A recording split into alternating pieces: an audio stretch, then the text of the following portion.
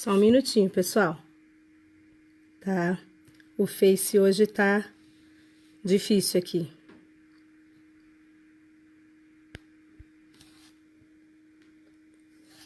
Pessoal, só um pouquinho. Eu vou ter que fechar esse vídeo e começar outro, porque eu não tô conseguindo agregar o vídeo do professor Paulo. Só um minutinho. Não saiam daí. A gente vai abrir uma outra telinha e eu peço para vocês continuarem, porque o Face está dando erro aqui. Só um pouquinho.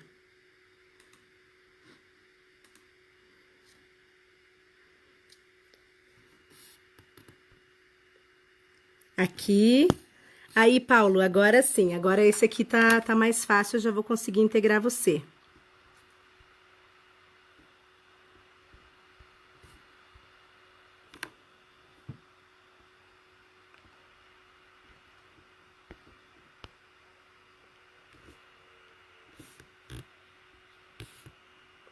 Olá, pessoal. O pessoal tá chegando agora. Eu tive que mudar a transmissão, que a transmissão tava dando problema. Não tava conseguindo.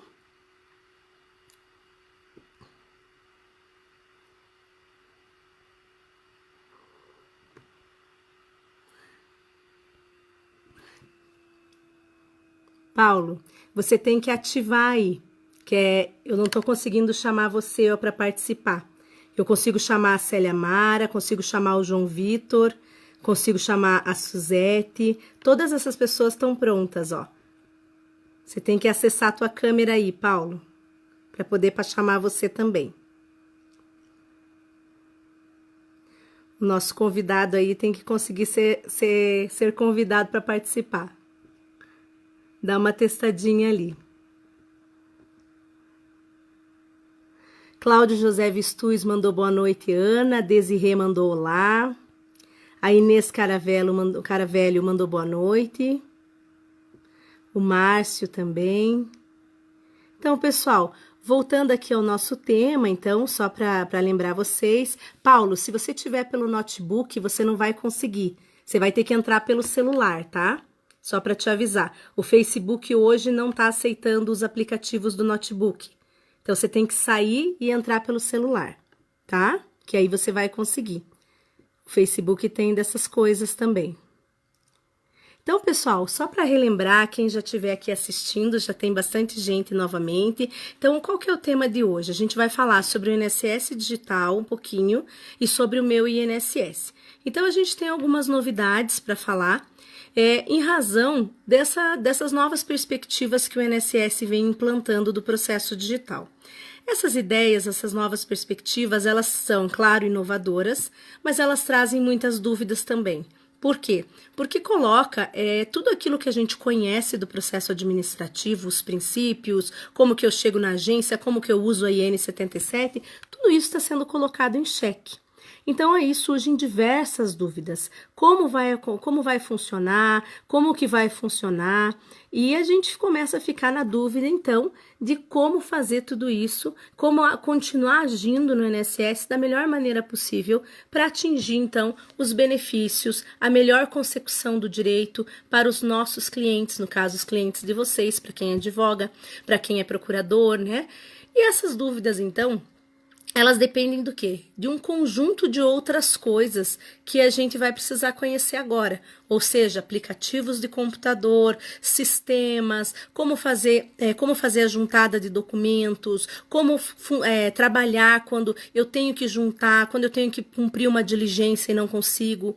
Então, todas essas situações, elas precisam de um conjunto de informações novas, que nós muitas vezes ainda não sabemos como operacionalizar. Roberto, eu vou convidar você para participar um pouquinho enquanto o Paulo não está conseguindo entrar, pode ser? Vou te mandar um convite aqui, ó. Vou te adicionar. Enquanto não estou conseguindo convidar o Paulo. Então, em razão disso tudo, a gente quer fazer essa live para comentar com vocês como tudo isso vai funcionar, quais são as dificuldades que os advogados estão sentindo, como que isso tudo vai ser operacionalizado na prática. Então, esse é o convite que a gente vem fazendo hoje, né, para que vocês assistissem e a gente pudesse tirar diversas dessas dúvidas, aprendendo um pouco sobre toda essa temática e como essas regras vão ter, então, impacto no dia a dia do advogado previdenciário. Não estou conseguindo chamar ali o Bacelar. Bacelar, entra pelo celular. Abre pelo celular que você vai conseguir conversar comigo. Não desista. Não desista porque o Gilberto já fez uma piadinha. Ele falou que você sumiu. Cadê a piadinha do Gilberto? Ó? Paulo Bacelar, cadê o caboclo do TI? Somos universitários. Ó. Ele já fez uma piada conosco. Então, a ideia era conversar um pouquinho sobre toda essa situação. E aí eu tenho alguns pontos antes do professor Paulo.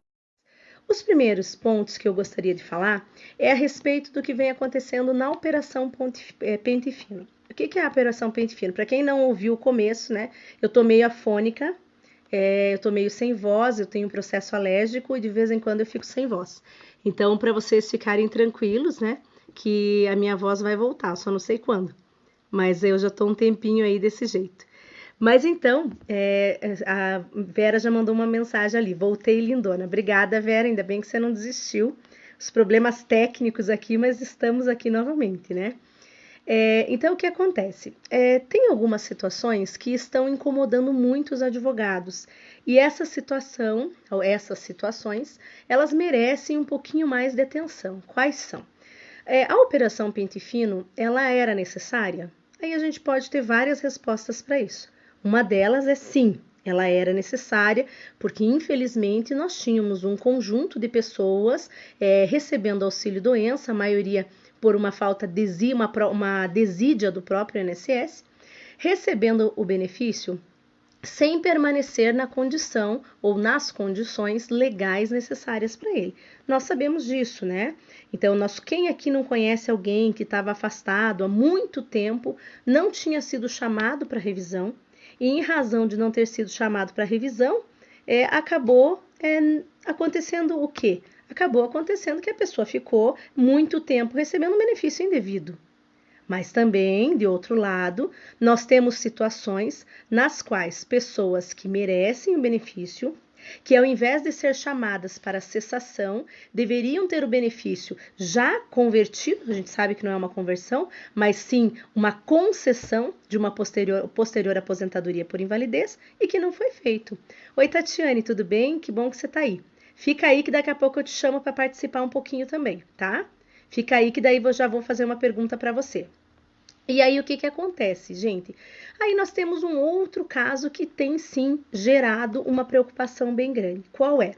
Aquelas pessoas que, embora tenham ficado muitos anos sem a revisão, o INSS chamou para a Operação Pente Fino e cortou o benefício estando em condições de definitividade. O que é a condição da definitividade? Então, no ano passado, nós tivemos algumas alterações legais.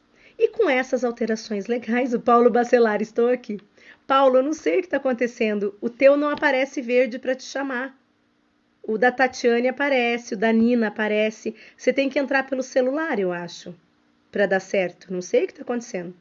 Gente do céu, quero aparecer. Eu também quero que você apareça, mas eu não sei como. Porque você não tá online aqui, ó, igualzinho os outros. Eu acho que você tem que entrar pelo celular, Paulo. Mas continuando então, pessoal, com essas modificações legais, o que aconteceu? Agora sim o Paulo tá ao vivo, gente. Ótimo.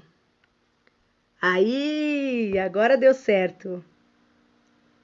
E aí, Paulo, tudo bem? Conseguiu?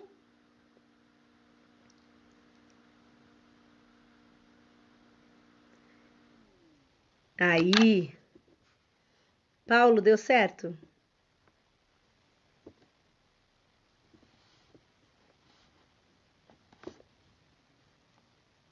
Tá pelo celular, né?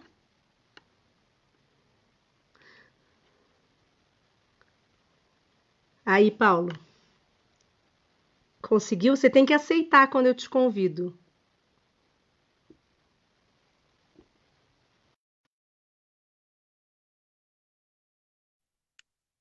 Conseguiu? Gente, eu não sei o que aconteceu. Cadê eu? Eu não sei o que aconteceu. Olha lá, oi, Tati! E aí, Ana? Olha, a Tati conseguiu. Paulo, você aprenda com a Cadê Tati, o olha lá, ela tá Paulo na lá. conversa? Só passei para dar beijo, vou ficar ouvindo só e trabalhando. Ótimo. Tati, brigadão pela tua participação. Não, aproveita e faz um comentário para os nossos alunos a respeito dessa questão da Operação Pente Fino, essa dualidade. Tem pessoas que realmente têm que cortar, mas estão cortando de pessoas que não precisava, né? O que que você, por exemplo, você que Exatamente, Ana. advoga, o que tem acontecido? Infelizmente, a gente que está ligado diretamente com essas questões de benefícios por incapacidade tem sofrido bastante com isso. Porque incestaram todo mundo no mesmo balaio e estão cortando benefícios de uma forma indiscriminada.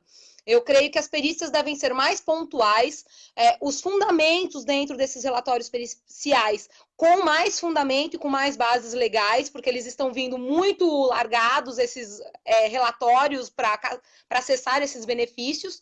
Então, nós devemos pegar mais nesses fundamentos que estão vindo dentro desses laudos periciais para acessar esses benefícios. O que eles estão visando, simplesmente, que eu observei até agora, é aumentar a verba que vai sobrar para a Previdência Social, para o INSS, para o governo. Com certeza, ótimo. Então, Tati, super obrigada. Agora você ensina o Paulo Bacelar lá a aceitar o vídeo, tá? Vou entrar aqui no WhatsApp com ele e ensinar. Então tá bom. Um beijão, Tati. Tchau, tchau. Beijo, Ana. Sucesso aí. Obrigada, tchau, tchau. Tchau, tchau. Pessoal, então olha só, a Tati acabou de participar aqui, deu tudo certo. Agora temos que esperar o Paulo aparecer. Paulo, apareça. Nós estamos esperando você. Então, continuando o que a gente estava conversando, que está assistindo, a Cirlei Facnello, a Adriana Oliveira, a Silvana mandando beijo. Silvana, um beijão para você, já estou com saudade. Todos os meus alunos aqui, o Zoriel, a Célia Mara, agora os professores, a professora Vera, o professor Gilberto, o professor Roberto, o Marcelo Busato, a Franci, minha aluna querida lá de Belém. Então, um beijão para todo mundo. E o Paulo, enquanto ele não se decide ali, ó, como é que ele faz para ele participar, porque vocês viram que já deu tudo certo ali com a, com a Tati, né? Quem mais quer participar comigo aqui enquanto o Paulo não aparece? Gente, Paulo, cadê você? Eu vim aqui só para te ver. Olha, Paulo, tá todo mundo pedindo por você. Eu tô achando que isso é tática para reter a plateia, gente. Eu tô achando. A Lúcia Catarina, boa noite. A Silvana, saudades também. Então, pessoal, continuando então o tema que eu estava conversando com vocês, é o seguinte. Então, nós tivemos com a legislação, agora, há pouco tempo, uma alteração que fala da definitividade do benefício. Olha que interessante. Até muito tempo se discutiu quando um benefício se tornava definitivo. Afinal, nós sabemos que os benefícios previdenciários de incapacidade, ou seja, auxílio doença e aposentadoria por invalidez, não estou falando do acidente, né? Auxílio acidente tem caráter indenizatório. Mas o auxílio doença e a aposentadoria por invalidez eram benefícios que a gente chama de caráter precário. Por que caráter precário? Porque são benefícios que eles dependem de um conjunto de coisas, ou seja, eles dependem de uma manutenção do estado de incapacidade. E é uma prerrogativa do INSS que ele possa, a cada 2 anos, fazer uma revisão. Mas esse poder do Estado, ou seja, essa autotutela do Estado, em verificar as condições de manutenção do benefício, eles possuem algumas limitações.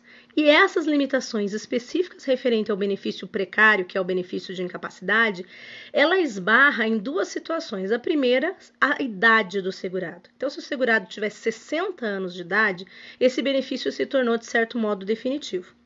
E, se acontecer do benefício, só um pouquinho, deixa eu ver se eu consigo agora. E também uma segunda situação de definitividade que nós temos, que é quando a pessoa tem 55 de idade e 15 anos de afastamento. Então, olha só, nós temos 2 situações, então, que a gente tem a legislação previdenciária falando em definitividade. Extremamente importante, por quê?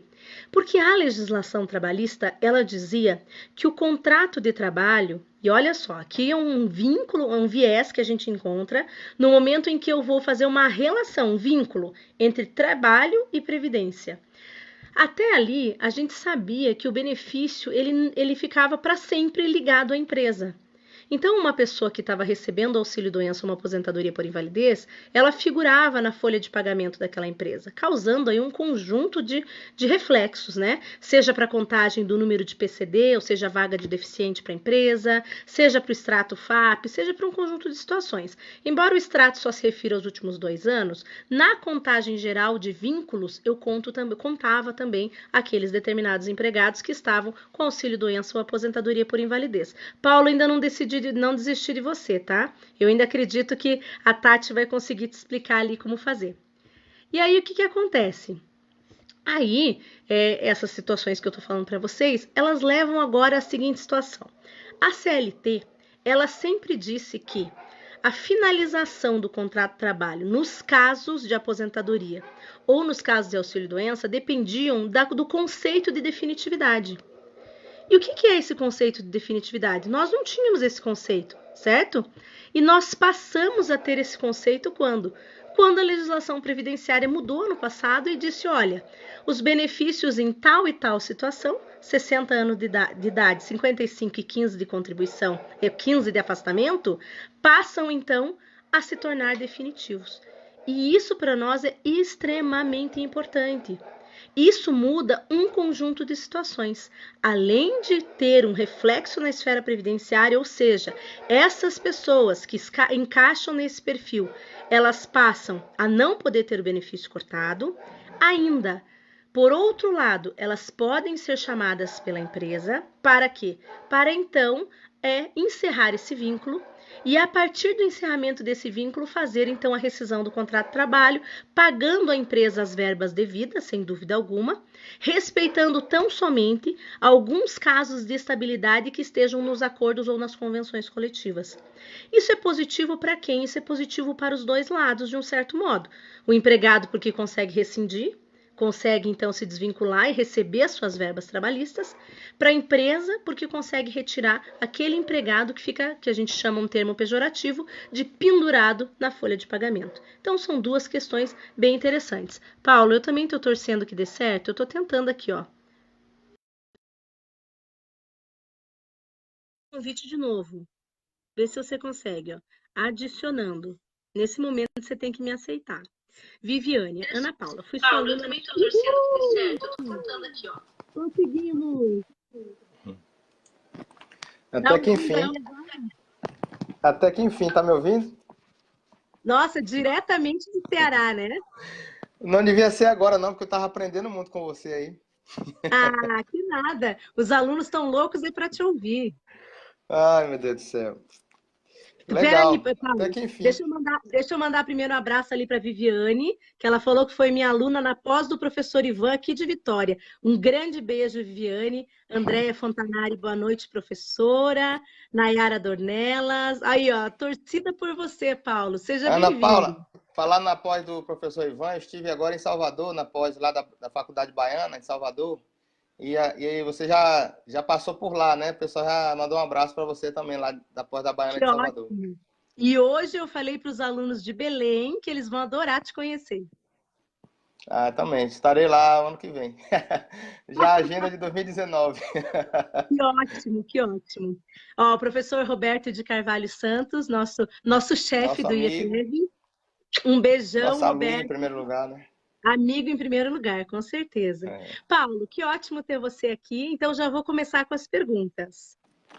Nós estávamos conversando agora com os alunos um pouquinho sobre os reflexos do pente fino. Então, eu queria começar falando um pouquinho do pente fino, porque assim, eu acho muito importante, eu sempre falo para os alunos, que a gente tem que ter também um pouco de humildade de reconhecer que muitos benefícios estão equivocados também, né?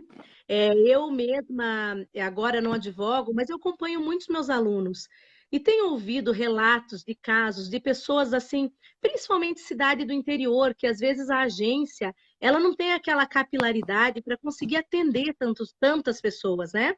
E acabava que tinha pessoas aí 15, 18 anos afastadas, com benefícios advindos de incapacidades temporárias, como, por exemplo, uma hérnia, uma cesárea, situações absurdas, uma cesárea que teve infecção, passou salário maternidade, a pessoa teve um afastamento por causa de uma infecção posterior ao parto e está lá 18 anos afastada. Então, eu tive, assim, acesso a alguns casos, imagino que você, muito mais do que eu, tem esse conhecimento, que eram afastamentos absurdos, né?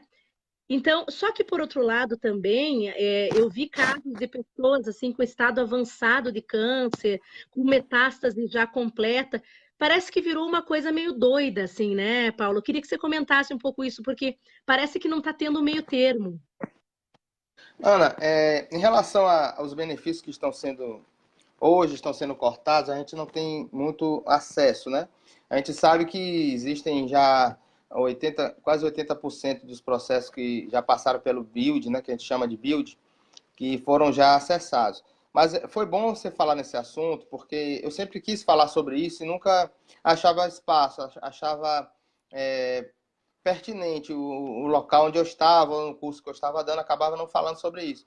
Mas é muito importante o pessoal saber o seguinte: eu já fui gerente de agência e quando eu era gerente de agência, a gente já passava por esse problema. Isso eu fui gerente de agência de 2008 a 2013.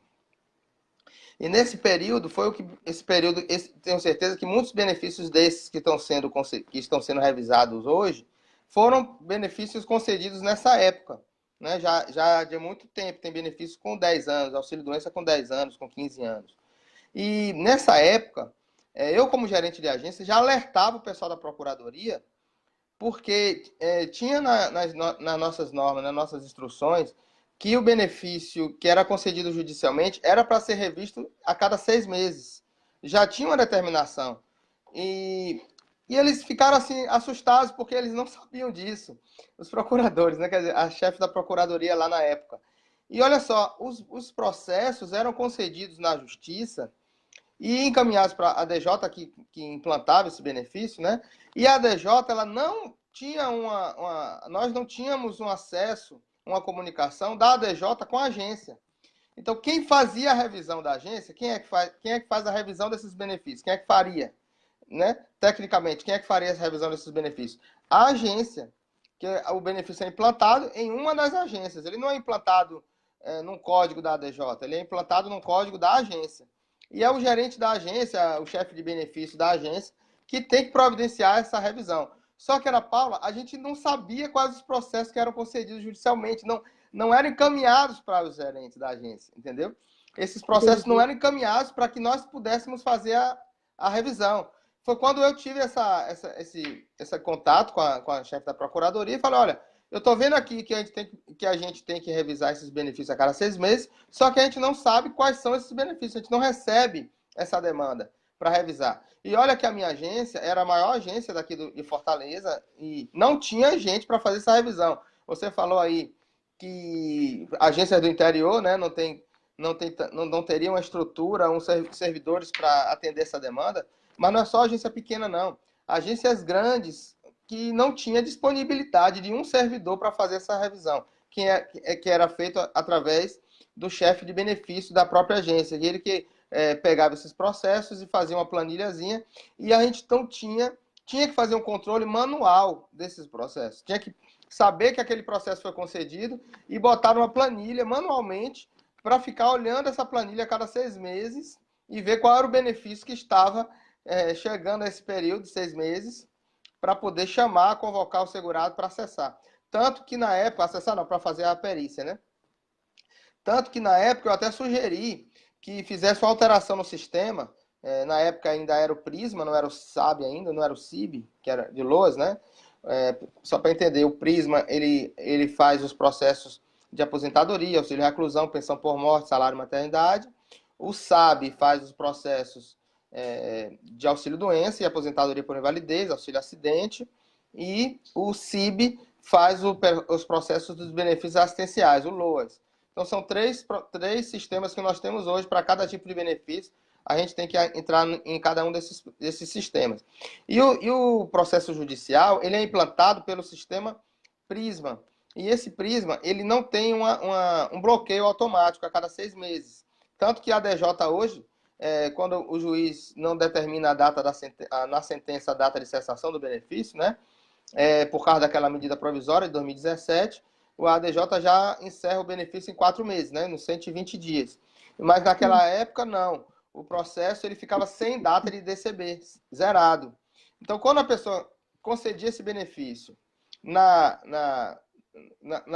Infibem, quando você pegava uma tela do INSS mostrando como conceder esse benefício, ali no local onde tem DCB, ela estava zerada. Então, zerado, o que acontece? O benefício vai de eterno. Enquanto alguém não fizer a perícia, esse benefício não é cessado, né?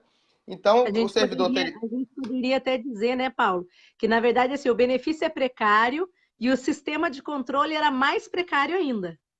Muito precário. Então, não existia sistema de controle. É como o Comprev hoje. É quase raro uma agência fazer o Comprev a compensação previdenciária é outro problema do INSS em relação a fazer. É muito dinheiro que o INSS deixa de ganhar porque as agências não fazem a compensação previdenciária. É muito pouco. Se faz, mas muito pouco. Não é todo servidor que faz. Hoje, ainda mais com as pessoas se aposentando, Ana Paula, muita gente da velha guarda, que a gente chama, né? Que sabe tudo sobre essas revisões antigas, sabe sobre o Comprev. Quando elas se aposentam, os servidores dos concursos mais novos, 2003 para cá, eles têm que aprender a fazer o Comprev, porque senão não vai ter ninguém fazendo. E é uma compensação previdenciária que dá dinheiro para a Previdência, né? Então, eu dei a ideia nessa época. Foi bom você falar nisso só para fazer um comentário, que, por exemplo, a nossa situação aqui, como é que está a situação de Curitiba, né? Curitiba, nós estamos com várias agências com 6 servidores, coisa que antes nós tínhamos 22, 25 servidores. A situação, ela está, assim, precária mesmo, porque muitos servidores estão se aposentando. E até em razão porque fechava, né, como é que a gente fala, como é que é o nome daquele adicional que eles tinham, que tá todo mundo fechando esse ano? É um adicional para incorporação, né? É a GEDAS. Então, como está fechando esse ano, nós estamos com muito servidor no Brasil inteiro. A GEDAS vai ser incorporada agora, né? A incorporação das GEDAS para poder se aposentar, né? E isso vai afetar tudo. Vai afetar a qualidade dos serviços e vai afetar o controle, que isso é ruim para a Caixa Previdenciária do INSS, e também é ruim para o segurado, né, Paulo? A situação do segurado e dos advogados não está muito boa. Você veja aqui, vou dar mais um exemplo. Curitiba, que é uma cidade que a gente considera uma cidade exemplo em muitas coisas. O nosso sistema do INSS com defeitos, mas ainda sempre foi muito bom. Bom, eu digo assim, perto do que a gente escuta, principalmente eu que rodo o Brasil inteiro, eu sempre falava para os meus alunos de Curitiba, olha, quando vocês forem para o norte, nordeste, vocês vão ver que lá a situação está precária, falta pessoas, falta gente para fazer perícia, é pior ainda. Mas agora nós estamos numa situação aqui que o processo digital, ele está com 1 ano de atraso. Isso é grave, né? O nosso processo digital já começou mais tempo, nós fomos um dos primeiros aqui a implantar, e nós estamos com processos com 1 ano de atraso, 12 meses de atraso para análise. Sobre o INSS digital, eu vou até falar, quando a gente chegar nessa hora, falar exatamente por que vai começar a atrasar os benefícios agora. Sobre essa questão da precariedade, além do que você falou da aposentadoria, e também por causa do INSS digital, muitos servidores que estavam no atendimento vai sair desse atendimento para ir para atender, fazer a análise exclusiva do INSS digital. E no interior, Ana Paula, imagina 3 pessoas numa agência que vai ter que atender de manhã, vai ter que protocolizar os processos digitais, digitalizar, jogar na máquina, e à tarde ele vai ter que ele mesmo fazer a análise. Então ele vai fazer tudo na agência. Imagina fazer revisão de benefício, né? Também. Então por isso que houve essa medida provisória. Então na época, só para concluir o que eu tava no raciocínio, que eu estava falando, na época eu tinha proposto para que fizesse uma mudança no Prisma que desse uma suspensão no benefício a cada 6 meses. Tipo quando você não renova uma procuração de ano em ano, né? Quando você não renova, se você passar daquela data, não apresentar um novo atestado médico para renovar a procuração, ele vai suspender o benefício, vai ficar bloqueado por um tempo até que ele leve. No mesmo caso, a declaração de cárcere, que também, de cada 3 em 3 meses. Imagina se a gente fizesse esse controle manual, fazendo comparativo, um auxílio reclusão, por exemplo. Todos os auxílios reclusão a gente tinha que guardar numa planilha, no Excel, para ficar olhando a cada 3 meses para poder bloquear o benefício para a segurada apresentar a declaração de cárcere, né? Então, Sim, o sistema faz esse bloqueio automático. Então, não fazia em relação ao auxílio-doença. Eu falei, pô, por que vocês não colocam alguma coisa que trave, que deixe pendente o pagamento se ela não comparecer para fazer a perícia a cada 6 meses? Só que aí eles ficavam sempre achando que o Prisma ia ser extinto, que o auxílio-doença ia passar para o CIB, os outros benefícios também, e acabava nunca fazendo essa atualização. Acabei que eu saí da gerência e esse sistema nunca foi atualizado, e agora estão fazendo dessa forma, né? Através de uma medida provisória, forçosamente, o INSS está fazendo essas perícias, e aí se indefere um monte de processo, né? Que poderia ser cessado ou até feito revisões diariamente, periodicamente, não tivesse esse tumulto todo, essa problemática toda desses benefícios sendo cessados de uma vez, através do BILD. Com certeza. Não, excelente, Paulo. Aqui eu estou vendo que os alunos estão escrevendo, então você estava falando, eu vou ler algumas coisas para você. Então, a Aldeci falou muito boa essas informações, né? O Carlos Eden falou, são poucos servidores, né? E com o INSS digital, nós temos ainda vários servidores se aposentando, ou seja, é o caos. Então, os alunos estão fazendo essa mesma ponderação que nós fizemos aqui. O Alexandre Menezes Farinelli falou assim, a Superintendência da Gerência Leste São Paulo diz que estamos próximos do caos, pois o número de servidores que pode se aposentar é imenso. Exatamente, Alexandre, é o que eu comentei, o Paulo Bacelari complementou, e aí com essa questão do GEDAIS, que chama, né, Paulo? Da GEDAIS, né? GEDAIS, eu sempre É assim, Ana Paula, o salário é assim e a gratificação é assim. Então, se ela se aposentar sem a GEDAIS, ela fica só assim. E é importante citar, porque eu acho que os alunos têm que saber, né? Que essa gratificação de vocês, ela envolve muitas coisas. Por exemplo, vocês têm prazo para tudo. Vocês vivem a maior pressão dentro da agência. Muitas vezes o servidor encerra um processo e depois abre a carta de exigência ou pede para o advogado fazer revisão, porque se houver um problema na gratificação com um processo, pode prejudicar o da agência inteira, né? É importante os alunos saberem disso assim, também. Né? Eu até comentava isso em alguns cursos, mas parei até de falar sobre isso. A gratificação, ela tem duas situações. Ela é uma gratificação institucional e uma gratificação pessoal, certo? Então, 80% da gratificação ela é institucional. Então, todas as agências que compõem aquela gerência, ela vai compor um índice. Esse índice é definido pelo governo no início do ano, que aquela gerência tem que cumprir, senão todos os servidores da gerência perdem 80% da gratificação. Então, tem muitas agências que, quando chegam perto da medição, essa medição é de 6 em 6 meses, quando muitos já me relataram que muitos gerentes faziam isso, mandavam fazer isso. Mandavam indeferir os benefícios que já estavam perto da medição para diminuir aquele índice que estava alto, diminuir para poder alcançar a meta institucional. Então, a gente gerava muito benefício indeferido indevidamente, né? Ia gerar muita revisão, muita demanda judicial. Eu sempre falei isso abertamente, que acontecia isso. E a outra é uma gratificação pessoal que o gerente ele avalia cada servidor da sua agência, e essa gratificação ela vai contar para você como 20%. Então, essas metas, às vezes, elas são até burladas, porque você tem que cumprir essas metas e a pessoa tem que fazer muitas coisas para que aqueles índices não sejam alcançados, né? Sim. Tipo assim, você não quer fazer a exigência, não, vou indeferir logo, porque esse benefício aqui já está há muito tempo aguardando, né? Isso aí são relatos que já me falaram, né? Eu até acho que você tem razão, a gente tem que comentar muito difícil eu como servidor da minha casa falar sobre isso, mas o que acontecia. Não, e é fato, assim, é importante também, porque o advogado sabe, eu gosto de falar disso em sala de aula, porque às vezes também a pressão, ela é desumana, né, Paulo? E assim, vocês são pessoas, o INSS não é uma personificação do Estado que está lá parado, tem pessoas lá dentro. E todo mundo tem que também compreender que existem algumas dificuldades para conseguir colocar, claro, nós gostaríamos que o sistema fosse perfeito e funcionasse, mas infelizmente são pessoas, seres humanos, tentando fazer dar certo sobre regras que nem sempre são possíveis, né? Como a gente vê uma coisa que você comentou agora, o governo quer reformar a Previdência porque não tem dinheiro, mas não faz as compensações, não coloca mais pessoal para investir na cobrança dos débitos. Eu trabalho no CARF, posso falar um pouco disso também.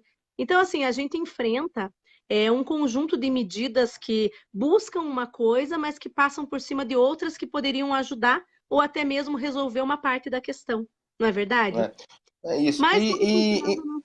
E, Opa, e pode com o falar. INSS, só para concluir, com o INSS Digital, todos os servidores agora, eles vão ter que, além de conceder os benefícios e analisar todos os benefícios que eles já faziam antes, eles vão ter que fazer JA, eles vão ter que fazer revisão, eles vão ter que fazer recurso, vão ter que fazer Comprev, cada servidor vai fazer a sua compensação previdenciária do seu benefício. Se eu conceder um benefício com uma certidão de um município, eu tenho que fazer a compensação previdenciária desse benefício, desse período que ela trabalhou. Antes não, você tinha uma pessoa que era responsável por revisão, uma pessoa responsável por recurso, uma pessoa responsável por JA, e agora não. O servidor, além de ser menos, ele vai ter que acumular várias funções e não vai ter nenhum acréscimo no seu salário por causa disso.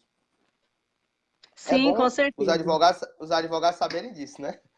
Com Bom, certeza. importante, como você Paulo, falou. deixa eu dar um minuto aqui para a gente ler mais algumas coisas, mandar abraço para as pessoas que estão aí às quase 9 horas da noite ouvindo a Eu gente, queria tá? mandar um abraço aí para Carlos Éder, que você falou aí na estante. E ele é um grande amigo aqui do Ceará, deve estar aí ouvindo para poder falar comigo amanhã. Ótimo.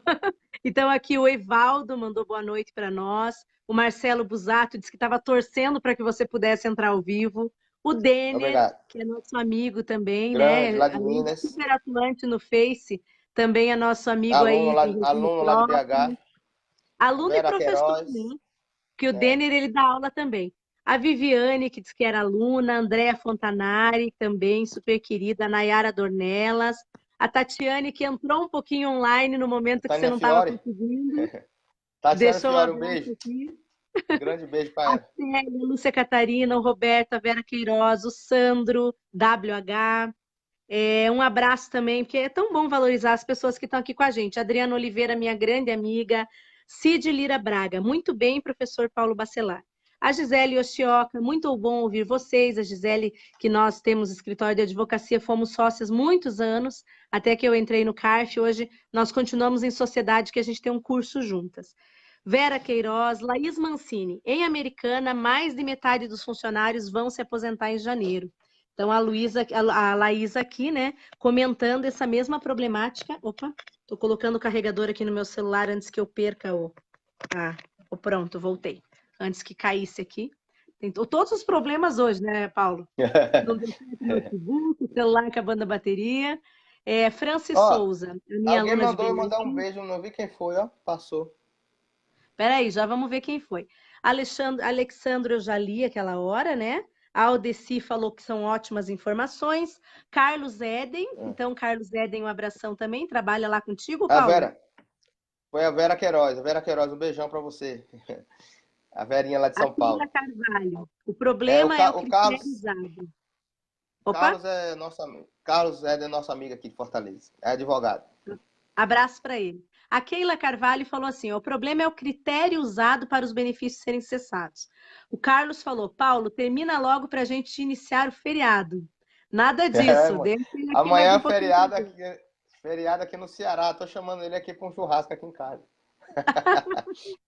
Cid Lira Braga, estou ouvindo aqui de Foz do Iguaçu. Um abraço para Foz do Iguaçu.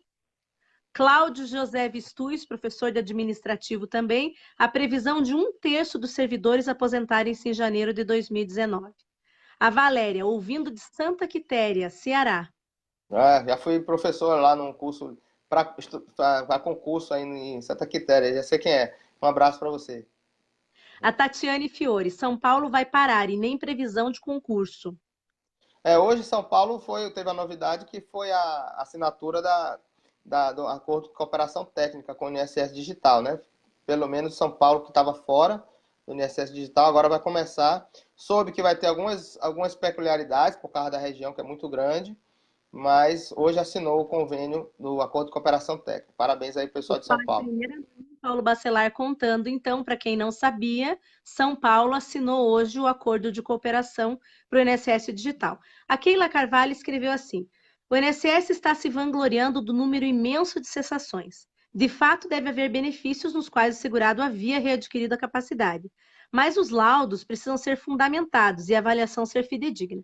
Então, Keila, a gente comentou exatamente isso no começo da live. Infelizmente, né, a gente está vendo que estão acontecendo cessações que não deveriam, e por outro lado também existiam pessoas, um número grande de pessoas que tinham que ter o benefício revisado. Infelizmente, né, Paulo, vou até adiantar um pouquinho esse comentário para a gente entrar no INSS digital, isso vai levar ao fato de que é uma agencialização do judiciário novamente. A gente vai levar essas questões todas, principalmente para o juizado, em razão do valor da causa, e aí vamos abarrotar o juizado para decidir coisas que deveriam ser decididas na agência, que é uma pena. Mas estamos mais uma É, vez aí passando se por uma tivesse fase. vindo, como eu falei, né? Se tivesse vindo fazendo essas revisões periódicas, não tava essa multidão de gente, né? Desse jeito, né? E num Infelizmente. momento de crise econômica que não tem emprego, né? Que a gente está vivendo um problema muito difícil, que é a questão da E, falta de emprego. e, e teve que existir uma medida provisória, o governo encampar uma obrigação para que o INSS fizesse uma estrutura e aí É uma pagando aos médicos, né? Pagando aos médicos uma gratificação de que os servidores todos, administrativos também, não concordam em sentido de... Eu vou pegar também aqui o carregador, viu? Vou pegar aqui o Então, carregador. enquanto você pega o carregador, eu vou lendo mais algumas mensagens. A É, Laís Mancini escreveu: o grande problema é a falta de pessoal com metas absurdas. A Daniela Monteiro mandou abraço, a Adriana lá de Oliveira Campinas. também. A Ela Karina falou de mandou professora, Campinas. obrigada, querida. Isso, a Daniela é de Campinas, a Eu, Adriana é de eu, Pinda, Pindamonhangaba. eu já trabalhei na agência de Campinas. Em 2006, recebi até convite para ser gerente na agência de Campinas. Tinha aceitado, mas a família não quis se mudar para Campinas, infelizmente. Aí eu não pude ter essa experiência aí de ser o gerente da agência ali de Campinas, que é uma agência muito grande, muito boa. E era uma época que existia aquelas filas, né, reais, onde as pessoas ficavam ali ao redor da quadra da agência de Campinas, e as pessoas dormindo no chão, esperando uma vaga no outro dia e tudo. E vi essa realidade aí antes do sistema de agendamento. Parabéns aí, obrigado Paulo, para você. só para te dar uma boa notícia, nós estamos com 69 pessoas online. Que bom. A Eliane Medeiros entrou agora, Eliane Medeiros lá de Limeira, São Paulo também, grande amiga. Obrigado aí por vocês estarem aí. Então, deixa eu falar mais algumas pessoas, daí você vai contar para nós um pouco mais sobre a questão do INSS digital. Então, a Karina Certo. Santos, a Vitória. JA, olha a pergunta da Vitória para você. Justificação administrativa, como será feita? Nos moldes de antigamente? Aproveito para enviar meu abraço cheio de saudade do Paulo e de você, Ana. Vitória, um grande abraço. A Vitória sempre participa aqui nas postagens, ela é super atuante. Então, agora aproveito para te fazer essa pergunta que ela fez, Paulo. JA agora é assim, sempre numa agência, numa gerência, tem uma pessoa mais antiga que fazia JA. Então, eu vou dizer a realidade daqui de Fortaleza. Eu já conversei com o nosso amigo Adriano Maus, professor também de processo administrativo. O Adriano tem um livro com o nosso amigo Alexandre Triquet, né, sobre processo administrativo na área de recurso. E o Adriano, conversando com ele, falando sobre a questão da JA, porque agora os servidores aqui em Fortaleza vão fazer a JA, estão sendo mais servidores treinados para isso, capacitados.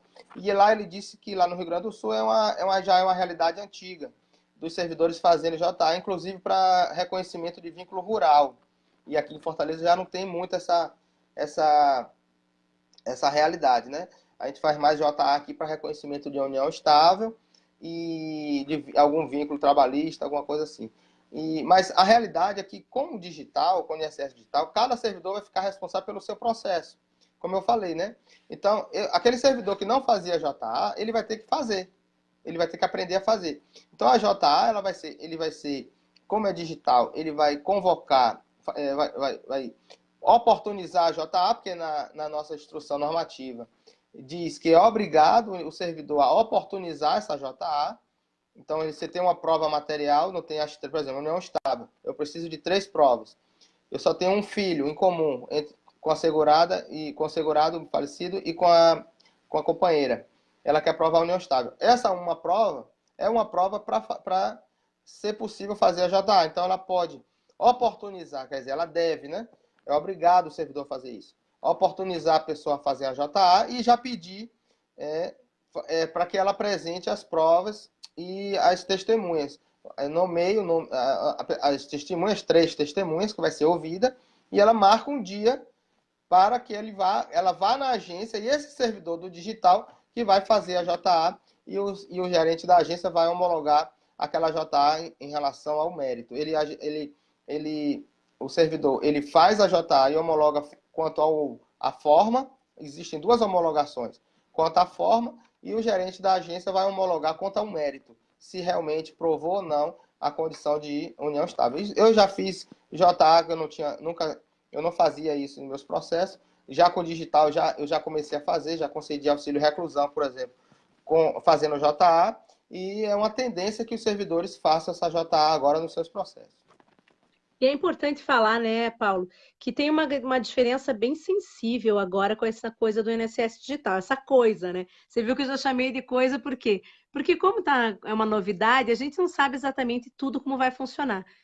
Conversando com um aluno meu aqui de Curitiba, que também trabalha, também é servidor de agência, ele falou, professor, o problema é que agora eu vou colocar minha matrícula sem pegar no documento, né? E o documento radurado, com fraude, o Não, documento mas assim, digital, ele é mais difícil de você conseguir ver os detalhes, por exemplo, no documento rural, que a gente via no físico, né? Existe essa é, mas, problemática mas também. existe, mas ele tem que ficar tranquilo, porque quem vai digitalizar esse documento é que vai autenticar. Então, por exemplo, se você faz pela sua senha de advogado, pelo acordo de cooperação técnica, no próprio sistema você já autentica aquela documentação. Então, você, como advogado, é que é responsável por aquele documento. Se E ele aí traz uma prefere. outra problemática, Paulo, desculpa te cortar, mas só para aproveitar que eu quero que você fale disso também, traz uma outra problemática que eu sempre falei para os alunos em sala de aula, né? Eu dizia assim, quando você vai na agência, leve 2 cópias, a original e o Xerox. E aí você dá para o servidor autenticar. Porque nós, advogados, nós não Isso. temos um detetive que vai verificar se aquele documento é verdadeiro ou não. E eu mesma já É, tive uma vez uma litigância de má-fé por causa de uma segurada que adulterou um documento e que era do lar, e ela escreveu do lavradora, e eu respondi por isso anos depois. Então, assim, hoje, embora esse acordo de cooperação técnica tenha lá seus avanços, ele jogou para o advogado essa responsabilidade, né, Paulo? sim, sim, sim. A IN 77 já diz que, pelo artigo 677, inciso 7º, que o advogado pode opor a originalidade daquele documento. Mas ele ainda tem essa possibilidade de ir na agência e o servidor digitalizar essa documentação e jogar no sistema digital, sem ser pela senha do advogado. Ele vai, agenda normal, os agendamentos vão continuar sendo feitos da mesma maneira, agenda, e no agendamento essa documentação é digitalizada, a original é digitalizada pelo servidor, que outro servidor que vai autenticar. Então, um servidor poderá continuar autenticando essa documentação e aí vai ser jogada no sistema digital, onde o servidor irá analisar. Então, esse servidor que vai analisar, ele não viu esse documento ser digitalizado, mas também não vai ser responsabilizado por nenhum problema, porque quem autenticou não foi ele, foi outro servidor ou o advogado, quando ele dá entrada pela senha do advogado. Perfeito. Deixa eu aproveitar, então, mandar o boa noite da Célia Lia. O Roberto de Carvalho Santos falou que a live está ótima. E a Andressa Bittencourt fez uma outra pergunta para você agora. Quer dizer, eu digo outra pergunta, não foi ela que fez a anterior. Essa distribuição é automática? É gerada pelo sistema para o servidor? Ainda não. Existe um robô que chamam, né? Que vai ser instalado, mas quando você protocola para uma agência, é o gerente da agência que está distribuindo para os servidores daquela agência, até que haja um transbordo. Quando você tem muitos processos naquela agência, que ele vai ser transbordado para outras agências. Agora, quando você dá entrada pelo SAG, que é a senha do advogado, do acordo técnico, acordo de cooperação técnica, essa documentação não vai para uma agência nomeada, né? Ela vai para um polo de distribuição. E lá no polo de distribuição é que eles vão distribuir para as agências de acordo com a demanda de cada agência. Se tiver uma agência que tenha menos demanda, ele vai distribuir mais para essa agência para equilibrar a demanda das agências. Então, eu posso pegar um processo de uma agência que não é a minha, que é outra agência. Por enquanto, da mesma gerência. Mas no futuro, a gente vai poder pegar processo de uma outra gerência executiva. Muito parecido, Paulo, com o que acontecia no Conselho de Recursos antigamente. Sim, Quando, na hoje, verdade, a distribuição lá, exatamente. ela é por escaninho de conselheiro e não por localidade, né? Pronto, Não há exatamente. competência territorial. Quanto Isso. mais demanda, de acordo com a demanda, você distribui para melhorar a capacidade de atendimento. E na junta de recurso hoje, ela pode ser, ela extrapola as regiões, né? Um processo aqui de Fortaleza pode ser julgado pela junta de recurso do Paraná, né? Hoje. Sim, E isso aí poderá exatamente. acontecer no futuro com o INSS digital. Agora tem outra coisa, sem ser o INSS digital, que vocês também não estão percebendo muito. Sabe o que é? É a O meu concessão INSS, automática. A concessão automática. Que é verdade, verdade. pode ser pelo meu INSS, como pode ser pelo próprio site, pelo 135 e tudo mais. E sabe que esses processos são concedidos sem nenhum documento? Sem nenhuma documentação? Hoje eu fiz uma aposentadoria, eu até brinquei com você, que a gente estava no WhatsApp, né? Eu ainda estava no INSS. Aí eu falei, olha, mais uma aposentadoria concedida. E foi uma aposentadoria que veio do automático. E ela não concedeu automático porque o CEP, o endereço do segurado estava em branco, estava vazio. O campo do endereço estava vazio. E aí, quando você tem alguma coisa faltando, o sistema não gera a concessão automática e manda para o sistema do servidor do INSS digital. Ele cria uma tarefa. E esse servidor irá completar, né, complementar, definir o processo, concluir o processo por causa desse probleminha.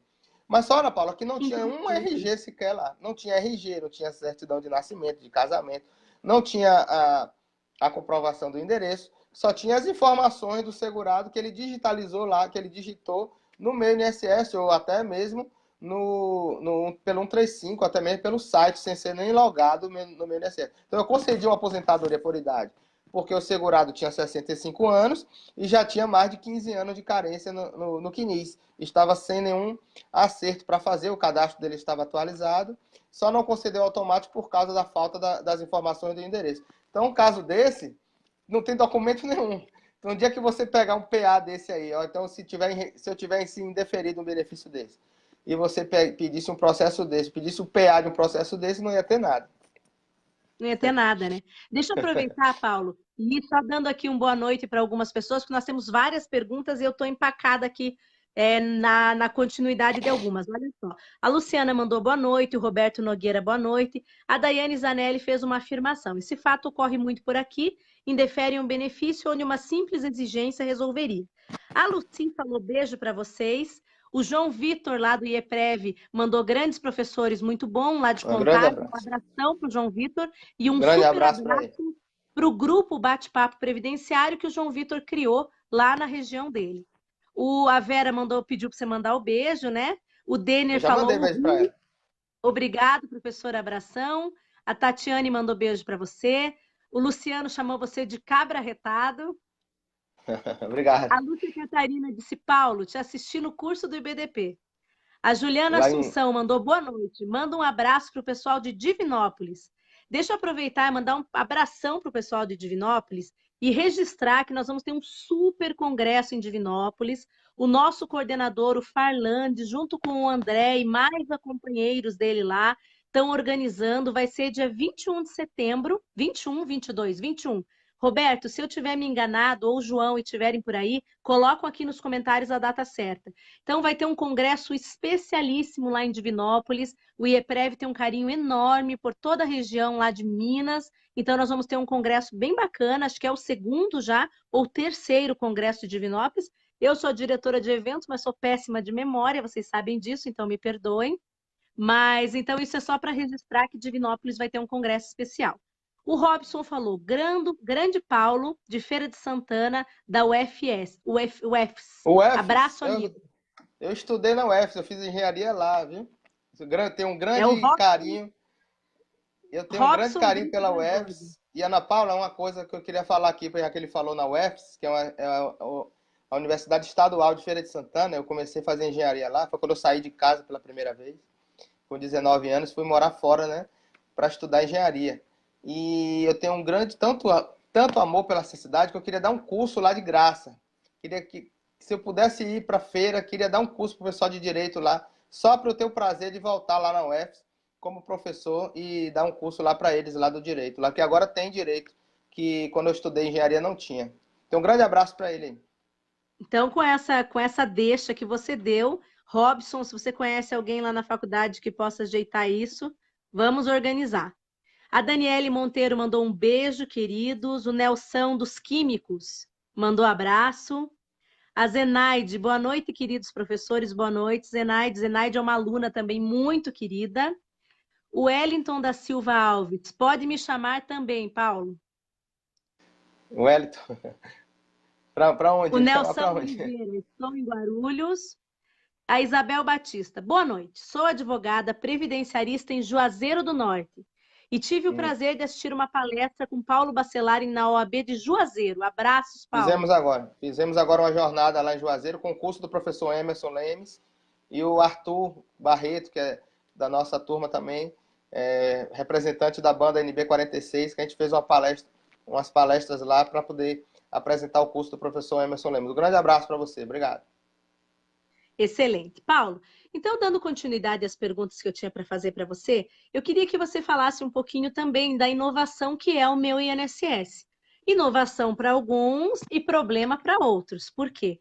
As pessoas mais velhas que não gostam do computador, não gostam da internet, têm reclamado bastante dessa nova política. Tira o quinis pela internet, estão tendo dificuldade. Algumas agências, embora a agência tenha a obrigação de continuar atendendo, muitas vezes na porta eles já estão dizendo para a pessoa, ó, tá aqui a senha, vai lá e se vira, né? A gente sabe que na prática isso acontece um pouco. É verdade, Então, eu queria que você verdade. falasse um pouco das partes, das coisas boas, das coisas ruins do meu INSS, e aí fizesse uma listinha para nós, depois eu volto com mais algumas perguntas antes da gente encerrar. Olha, o meu INSS, ele tem uma grande característica. A principal delas é você ter o seu processo na sua mão, que era uma das coisas que o advogado sempre penava, né? De agendar um PA e demorar de receber esse PA. Um dia desse, uma aluna minha foi numa agência, eu fico tão, Ana Paula, eu fico tão indignada assim, com algumas coisas que acontecem, sabe? Porque é na casa que eu trabalho, né? Então, tem coisas que eu fico meio chateado. A pessoa foi na agência, a Verinha, só parando aqui, Ana Paula, a Vera Cruz está perguntando se a gente tocou lá em Juazeiro. Não, a gente não deu para tocar, mas a gente ensaiou aqui em Fortaleza, viu? A gente veio para Fortaleza e ensaiou. É a Vera que é fã da banda NB46. Olha, Aproveita então... e manda um beijo para a Kátia Sueli, que é a nossa coordenadora na Bahia, que está te mandando um abraço. Ah, Kátia, eu sei quem é. Também é Coordenadora do legal. IFREV lá na Bahia, Você organizou conhece? recentemente o curso do José Ricardo. Então, esse problema do processo, olha só, o servidor, o seguradão, o advogado, ele foi na agência com a data agendada para pegar o processo. Agendou, né, o processo e foi lá pegar. O que aconteceu? A servidora disse que o sistema estava fora do ar. Mas ele não podia pegar o processo e tirar a cópia do processo. Ele não podia, seguindo a IN, a instrução normativa, ele não podia ir lá fora da agência, juntamente com o servidor, e tirar a cópia do processo juntamente com o servidor e o devolver o processo, porque isso tudo está previsto na IN. Então, não é porque agora você pode fazer um processo, né, digitalizar o processo e colocar num CD ou num pendrive, que você não pode fazer as coisas que eram feitas antes, que é a cópia do processo físico, né? Então, a servidora não fez isso. Então, a gente fica chateado com algumas coisas que acontecem. Agora, esse é o melhor que houve para o advogado, que é você já ter esse processo em mãos, né? Processo digital, você já dá entrada pelo sistema SAG, que é da senha do advogado, né? e você já vai ter esse processo em mãos. Agora, eu sempre digo o seguinte, o INSS Digital, ele é 90% bom para os advogados, 50% bom para os servidores e 10% bom para os segurados. Por quê? Porque acaba com aquela conversa pessoal, aquela conversa de cara a cara que a gente tinha com os segurados, né? A gente tinha o agendamento, Ana Paula, mas o agendamento era para que você concedesse o benefício na hora. Não era para protelar, a não ser que faltasse algum documento e você tinha que fazer a exigência. Mas a ideia é de que ela tinha que conceder na hora, como a gente fazia os acertos de vínculos extemporâneos, acertos no cadastro do segurado, e dali ela saía sabendo se aposentou ou não. Isso eu tinha esse contato com o servidor, com o segurado, e muitos segurados até choravam na hora que você disse que a pessoa se aposentava ou não, né? Eu brinco sempre quando eu trabalhava com processo rural do interior, que o bom de você fazer o processo na hora era que eu tinha uma prática. Se você concedesse o benefício, eu já falava logo para a segurada, porque ela saía dali chorando, saía emocionada. Mas se não concedesse o benefício, você dizia que aguardasse a carta em casa, por exemplo. Né? Era uma brincadeira que eu faço, mas assim, que a realidade é essa. Muitas vezes a gente não tem a coragem de falar que o benefício foi indeferido. E aí a pessoa sai sem saber de nada. E com o INSS Digital, muitas pessoas, principalmente para quem é o pessoal mais pobre, mais humilde, que vai dar entrada num benefício assistencial, que não vai ter como saber as informações se a pessoa não tiver telefone e e-mail. E telefone um ou outro até tem. Tem os telefones, você liga para a pessoa, dá informação, você diz que está faltando um documento, você fala que você vai olhar o CAD único da pessoa, não está atualizado. Você vai ligar para a pessoa pegar uma exigência na agência para poder atualizar o CAD único lá no CRAS, mas muitas vezes a pessoa não tem telefone também. Então, esse tipo de serviço, quando você dá entrada no processo digital, sem informar telefone e e-mail, que é uma realidade de muita gente do LOAS, né, do benefício assistencial, esse problema vai agravar, porque você vai fazer os acertos, você vai marcar perícia médica e a pessoa não vai saber. Eu já tive alguns casos, Paulo, da pessoa de eu marcar uma perícia médica para amanhã e ela não saber dessa perícia. Eu tentar ligar e não conseguir falar. Não tem e-mail no cadastrado no sistema, então ela fica sem saber. Então ela não vem amanhã para perícia, nem avaliação social. O que vai acontecer? O benefício vai ser indeferido por falta de perícia. Por não comparecimento à perícia médica. Então ela vai para onde? Vai procurar um advogado. E eu gostei muito, deixa eu só fazer um adendo na comentário que você fez. Eu gostei muito das porcentagens que você colocou, porque eu faço um comentário em sala de aula muito parecido, que é exatamente isso. Essas novas legislações, a sistemática nova, ela serve até assim para um marketing do trabalho que o INSS vem tentando desenvolver, que dificultou bastante o trabalho do servidor e quase que totalmente o trabalho do advogado e também a condição do segurado da consecução do benefício. Eu vou te dar um exemplo aqui, que é um exemplo que eu conheci agora recentemente, que é o caso de um benefício, uma aposentadoria por tempo de contribuição, todos os documentos corretos, tudo certo, e no momento daquela certificação, a advogada juntou todos os documentos e faltou apenas a cópia da carteira da OAB. E o benefício foi indeferido só pela falta da carteira da OAB. Veja, se fosse uma coisa na época dos benefícios que nós íamos na agência pessoalmente, você iria até lá, conversaria com o chefe da agência, num movimento de própria revisão interna, eles poderiam verificar que foi somente a cópia do documento, sendo que todos os documentos do segurado estavam corretos. E não foi feita a exigência? Oi? Não foi feita a exigência disso? Não foi cumprida a exigência com outros documentos. mas não foi falado da carteira da OAB. Porque eu acho que a advogada, quando juntou tudo, ela achou que tinha juntado. Só que como o sistema, você vai pondo aquele xizinho, né, para mandar os documentos, acredito que ficou sem mandar, embora na petição tivesse constando que um dos documentos era a cópia da OAB. O que surpreende é, poderiam ter aberto uma segunda diligência só para dizer que a OAB não estava. E sem contar que antes, se isso tivesse acontecido, bastava ir lá conversar. E como agora é tudo digital, trata-se de um processo digital, tem que agendar um recurso que o agendamento ficou para fevereiro. Então, sem necessidade. Sem necessidade. Né? É uma coisa que poderia ligar, resolver isso por telefone. Você fazendo exigência, vai direto para o e-mail do advogado, o advogado cumpre a exigência no outro dia. São exigências que não demora muito de cumprir, porque no digital você já tem um e-mail. Se você não tem o digital ainda, mas você tem um INSS digital, o meu INSS do segurado, com a senha do próprio segurado, você pode também requerer o benefício e colocar o seu e-mail. E o seu e-mail pode ficar como cadastro disso, para quando o servidor pegar nesse processo, ele vai cumprir rapidamente, porque o advogado recebendo o e-mail, no instante ele cumpre a exigência. Seria uma coisa que poderia ser resolvida facilmente.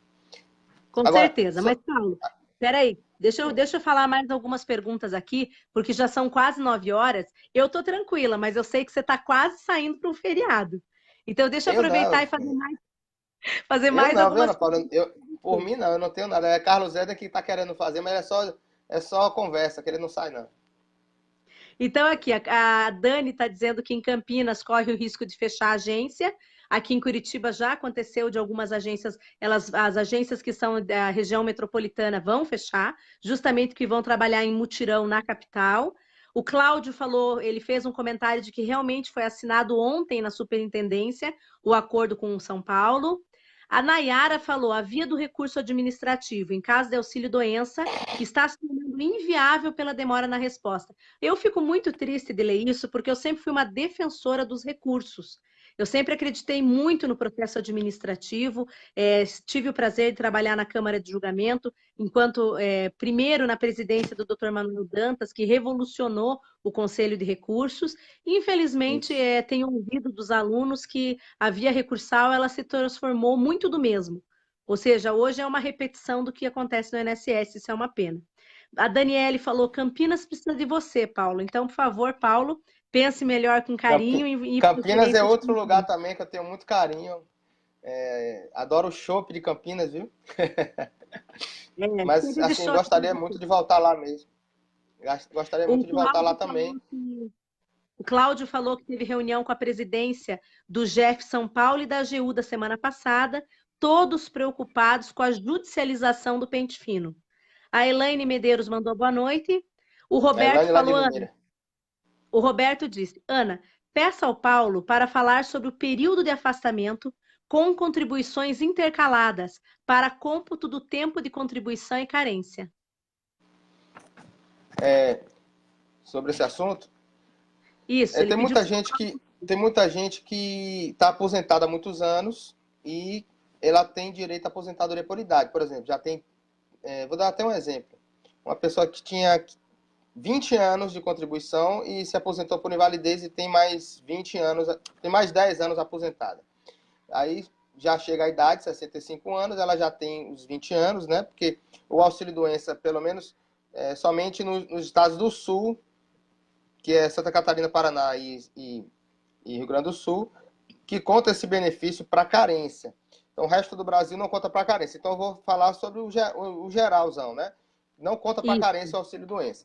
Então, ele tem 20 anos de contribuição, mais 10 anos de auxílio-doença e chega à idade de 65 anos de idade. Ele pode se aposentar? Pode. Como é que ele faz? Ele precisa pedir a alta médica desse benefício de auxílio-doença e depois que o médico fizer a perícia médica, e aí já tem memorando dizendo que mesmo que se o médico, isso é importante o pessoal ouvir, mesmo que se o médico entender que o segurado não está capaz para o trabalho, ele ainda continua com a incapacidade, ele deve cancelar o benefício, deve cessar o benefício porque é pedido do segurado. Antes desse memorando, não. quando o médico fizesse a perícia médica e entendesse que ele ainda estava incapaz, ele não cessava o benefício, mesmo o segurado pedindo.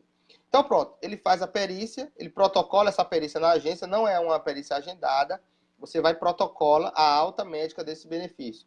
E aí o gerente da agência vai marcar uma perícia para ele fazer com o médico e vai cessar. Acontece, Ana Paula, que muita gente cancela esse benefício e já dá entrada na aposentadoria. E aí tem Sem dois fazer a riscos. contribuição, né? Tem dois riscos que a pessoa está correndo. O primeiro risco é se não tiver os 15 anos antes do benefício. Esse no exemplo que eu dei, ele tinha 20 anos. Mas, fiz de propósito. Mas pode ser segurado que tenha 10 anos de auxílio-doença, de 10 anos de contribuição, passou 5 anos aposentado, achou que tinha 15 anos e não tem. Não tem 15 anos, ela só tem 10. Porque o auxílio-doença não conta para carência para aposentadoria por idade. Então, esse é o primeiro risco. Ela precisa ver se tem os 15 anos antes do benefício, antes da concessão do benefício. E o outro risco é de não fazer a complementação. Porque se ele não faz a complementação e der entrada na aposentadoria, mesmo ele já tendo os 15 anos, o que é que vai acontecer? No PBC dele, só vai contar o período de contribuição, não vai contar o período de auxílio-doença. Então, eu tive um caso que um servidor orientou o segurado da baixa, pediu para conceder o benefício de aposentadoria e não contou o auxílio-doença. Resultado, ele ganhava uns R$ 2.500 de auxílio-doença e quando foi conceder a aposentadoria por idade dele, salário mínimo. Deu salário mínimo. Então, ele deixou de receber um benefício de 2.000 e pouco e recebeu o salário mínimo porque não computou no período do base de cálculo, no PBC, aquele período de auxílio-doença. Então, ele precisa fazer uma contribuição e aí eu dou outra informação importante. Essa contribuição não precisa ser necessariamente na data da cessação do benefício, nem no mês seguinte a essa contribuição pode ser até um ano depois da cessação do benefício. Pode ser até uma contribuição de facultativo. Não importa. Há qualquer contribuição após o período de auxílio-doença, mesmo sendo muitos meses depois da cessação, esse auxílio-doença vai computar para tempo de contribuição e vai contar no cálculo de uma aposentadoria que ele veio pedir. Então, Deixa fica eu só esses fazer dois, então um essas comentário, Paulo. informações. Então, só para isso ficar um pouco mais claro para as pessoas que estiverem assistindo a gente, que não entenderam, não pegaram o começo da pergunta. Então, o professor Roberto fez a seguinte pergunta para o professor Paulo. Ele disse assim, olha, o que acontece, então, com aquelas pessoas que estão com longo período de afastamento, né, saem de um benefício, seja de auxílio-doença, seja de aposentadoria, que a gente chama de benefício precário, porque é um benefício de incapacidade. E quando essa pessoa sai desse benefício em razão do corte do pente fino, exemplo, ou não foi cortado, mas ela não quer continuar num benefício precário, como ela faz para reconhecer todo esse período? E daí o professor Paulo fez duas ponderações extremamente importantes. A primeira é a questão da carência. Lá na legislação, a gente tem aqueles meses de carência e que muitas pessoas nas aulas, Paulo, falam assim, professora, para que os 180 de carência, por exemplo, para tempo de contribuição ou aposentadoria por idade? Ele sempre faz essa pergunta. Eu não consigo entender para quê, se afinal a pessoa sempre vai ter mais. Então o professor Paulo acabou de responder por quê. Porque nós estamos falando que no tempo de contribuição, 35 para homem, 30 para mulher, pelo menos 15 terão que ser de períodos efetivamente contribuídos. Então é importante a gente ressalvar isso. Acho que é artigo 24, se eu não me engano, né, Paulo? 24, Da lei de benefício, né? Exato. Então, só para a gente lembrar que foi isso que o Paulo falou. E nós temos um outro dispositivo legal que fala o seguinte, que os períodos de afastamento, para contarem como tempo de contribuição, eles precisam estar entre períodos de atividade. Então, só para relembrar do que nós estamos falando, e aí o professor Roberto perguntou, o professor Paulo respondeu como eu entenderia, como que eu poderia fazer para reconhecer esses períodos de atividade. Importante coisa que o Paulo falou foi a respeito do memorando. Antes do memorando, o que eu orientava os meus alunos? Eu dizia, olha, é melhor fazer um pagamento como facultativo, porque a gente não tinha como mandar uma pessoa que estava incapaz pagar como contribuinte individual. Afinal de contas, ela não tinha uma atividade real. Então, eu sempre dizia que a melhor coisa para cortar um benefício quando ela queria uma alta a pedido, na época, era contribuir como facultativo. Hoje tem esse memorando, né, Paulo? Você lembra o número do memorando? Não, não lembro. Eu tenho até aqui, mas eu digo já já, digo daqui a pouco. Então tá, então daí você olha. Enquanto isso, eu vou dar uma lida bem rapidinho aqui, olha. A Célia Lia perguntou como faz para ter acesso. Eu só vou, infelizmente, algumas perguntas eu perdi aqui, não consigo voltar. Mas depois, se eu conseguir voltar, eu faço a pergunta novamente. A Denise Scarpel, Paulo, ela falou assim: aquela mensalidade de recuperação está gerando muitas dúvidas. Por favor, fale um pouco sobre isso. O segurado que está recebendo essa mensalidade terá que voltar a trabalhar. Terá esta mensalidade de recuperação cessada? Eu acho bem importante também, Denise, fazer um comentário aqui, porque foram algumas perguntas que os alunos me fizeram. Então, enquanto o professor Paulo procura o memorando, eu vou aproveitar para responder, fazer um comentário e responder a tua pergunta. Comentário é o seguinte: desculpem que eu tô com a voz meio forçada, assim, mas é porque eu tô com, já expliquei para vocês, estou com um processo alérgico aí, e ontem eu não conseguia falar nada. Hoje, graças ao marido que me obrigou a descansar, me obrigou a dormir, eu estou conseguindo falar. Então, o que é importante saber? Essa mensalidade de 6 meses, eu vi muitas pessoas falando que durante o curso da mensalidade não poderiam ingressar com ação judicial para reaver o benefício, e isso não tem nada a ver. O que o professor Roberto, inclusive, sempre fala é o seguinte: é importante prestar atenção que durante esses 6 meses a pessoa vai continuar ligada, de um certo modo, ao INSS. Mas não quer dizer que eu não possa ingressar em juízo. Por quê? Porque o benefício já foi cessado. A mensalidade de recuperação já indica a cessação do benefício, né, O Paulo? benefício já fica com DCB, já fica com a data de cessação futura. Ele já está cessado Exatamente. praticamente. E outra coisa, Ana Paula, que é importante falar, no raciocínio do benefício. Por que existe a mensalidade de recuperação? É exatamente para a pessoa voltar ao trabalho. Porque se ela volta ao trabalho de forma voluntária, sem passar por essa perícia, o benefício é cortado imediatamente. Ele não tem essa mensalidade de recuperação.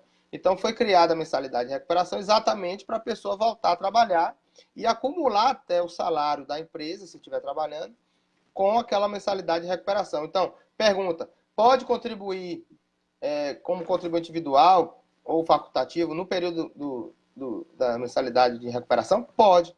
E aí você pode pedir aposentadoria, porque vai estar o período da DCB com aquele período do auxílio-doença, ou aposentadoria por invalidez também, intercalado, e aí vai poder pedir aposentadoria. Perfeito. Ana Paula, eu consegui aqui o memorando. É o memorando circular conjunto número 47, de 11 de dezembro de 2017. Ótimo. Memorando circular conjunto. Qual que é o número? Você pode repetir?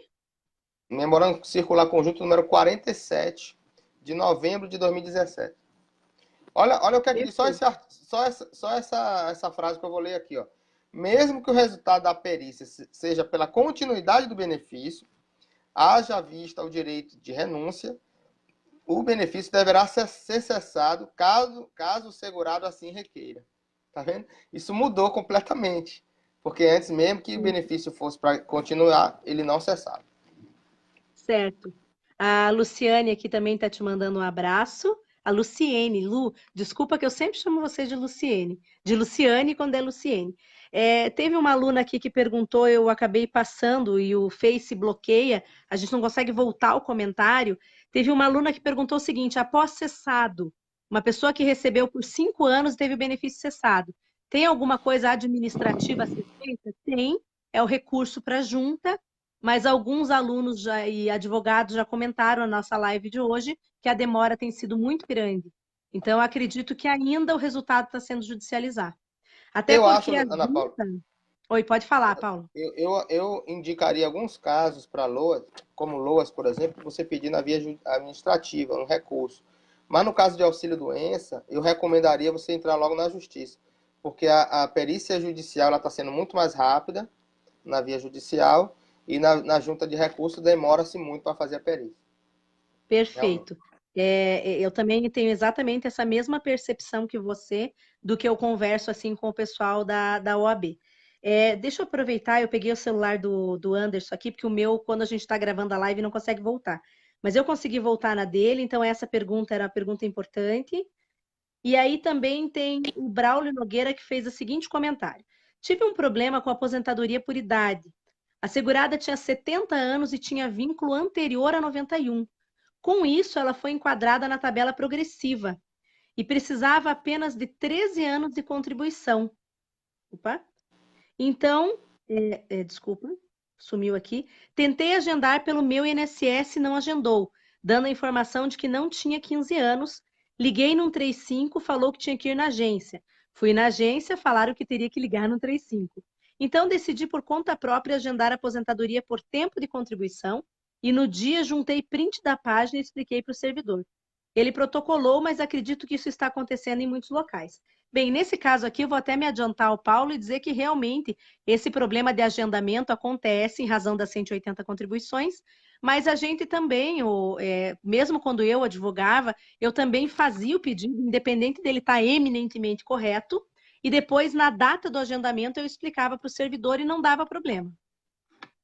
Mas, Ana Paula, a IN tem um artigo que eu coloco também em curso, muito isso, que você agendar um benefício diferente daquele que você verdadeiramente pretende, não é obrigado ao servidor negar aquele benefício, nem agendar um novo benefício. Se é uma aposentadoria por idade, ela agendou a aposentadoria por tempo de contribuição, o servidor é para fazer a aposentadoria por idade e ainda utiliza a mesma DER do benefício que ela requereu, porque é a mesma aposentadoria com aposentadoria. Paulo, mas para Artigo da aproveitar a IN. DERA, é importante fazer esse comentário com eles, né? Para aproveitar a DERA, a gente tem aquela questão de que tem que se tratar de benefícios programáveis ou não programáveis, né? Eu tenho que respeitar a Sim, raiz do sim. benefício. No caso, exatamente. Caso de aposentadorias, é a mesma raiz, né? Como você quis dizer. Em salário e maternidade não tem Aham. como ter outra, né? Benefícios para os dependentes, auxílio reclusão e auxílio e a pensão por morte. E os benefícios assistenciais. Era um LOAS idoso, mas na verdade era um LOAS deficiente. Não tem problema. Utiliza a mesma DER. Agora, é importante dizer também que se não for da mesma raiz, que ele tem que conceder também, habilitar o processo de conceder e utilizar a DER do dia do atendimento, mas atende e não vai reagendar o benefício.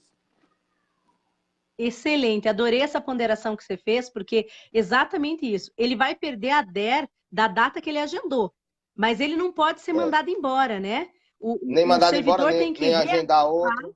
readequar o pedido e fazer agendamento da data daquela ida no INSS. Exatamente. Agora, É uma voltando a pena falar, só a que gente pode... talvez. Desculpa, É, é que infelizmente dá um delayzinho e sem querer a gente corta um ao outro. Eu só ia pedir é. para você então fazer um comentário também, que eu acho que vai ser bastante importante. O pessoal está muito aqui escrevendo sobre reabilitação. Então, seria bacana você falar um pouquinho para eles, assim, tem muitas perguntas sobre reabilitação e acho que seria bem legal você comentar. É a questão seguinte, está todo mundo dizendo o seguinte, demora-se muito para você participar da reabilitação. Quando você chega na reabilitação, eles estão mandando as pessoas voltar, mesmo que elas não tenham sido readequadas nas vagas. Você poderia comentar alguma coisinha sobre isso, Paulo? Olha, a reabilitação é um serviço até que é meio escondido, assim, né, da maioria da população. Existe um trabalho muito bonito do pessoal que faz a reabilitação, que é um pouco, que não é muito falado, né? Então existem terapeutas ocupacionais, existem psicólogas que trabalham com a reabilitação. E eu vejo muita gente falar de reabilitação, mas assim, o que acontece é que os cargos que utilizam para reabilitação é que são às vezes os mesmos, né? Vai ser porteiro, ou vai ser vigilante, coisa assim. Então, a funcionalidade da reabilitação, eu não posso falar assim assim, de conhecimento próprio, porque eu não trabalho com reabilitação e, como eu te falei, esse trabalho fica um pouco escondido. Não é muito visto esse trabalho delas. Eu sei que é um trabalho bom, mas que existe essa deficiência de funções que a pessoa possa exercer na empresa, né? Eu sei que as meninas elas vão nas empresas, elas conversam com as empresas para saber qual é o local devido para a pessoa trabalhar. Existe um trabalho muito bonito delas, mas assim, que a funcionalidade mesmo da reabilitação, ela não é muito real, porque existem poucas funções que a pessoa pode fazer fora aquele trabalho que ela estava fazendo. E acaba aí Vou cessando o aproveitar. benefício, ou então aposentando por invalidez da pessoa, mas às vezes até, pela maioria das vezes, cessando o benefício, ela voltando para a empresa, trabalhando até na mesma função que ela trabalhava antes. Entendi. Eu tenho a mesma percepção que você, mesmo quando advogava e hoje como nessas andanças com os alunos, e é exatamente isso. A reabilitação ela é um trabalho bacana. Em algumas regiões o INSS tem um trabalho melhor, em outros um pouco menos desenvolvido, não é por igual, então depende muito de cada gerência executiva, cada região tem um trabalho um pouco diferente nessa questão, né? Fiquei surpresa uma vez quando eu fui para São Luís, como o trabalho lá estava super avançado, e eu acho o trabalho aqui, por exemplo, no Paraná, extremamente lento na questão da reabilitação. Então, vai muito mesmo, é região, é uma coisa Bom, regional, vai muito Ana da Paula, superfície regional. eu até sugiro, o doutor Roberto deve estar ouvindo aí a gente, que a gente coloque nos simpósios, nos seminários, nos congressos, mais matéria sobre essa área. Chamar as assistentes sociais para falar sobre isso, desvendar um pouco o que é a reabilitação profissional, pelas pessoas que fazem, né, a reabilitação profissional, para poder desvendar um pouco essa ideia de que não funciona e para a gente mesmo saber como é que funciona. Deixa eu só então pegar e aproveitar e fazer uns comentários aqui. A gente tem mais perguntas.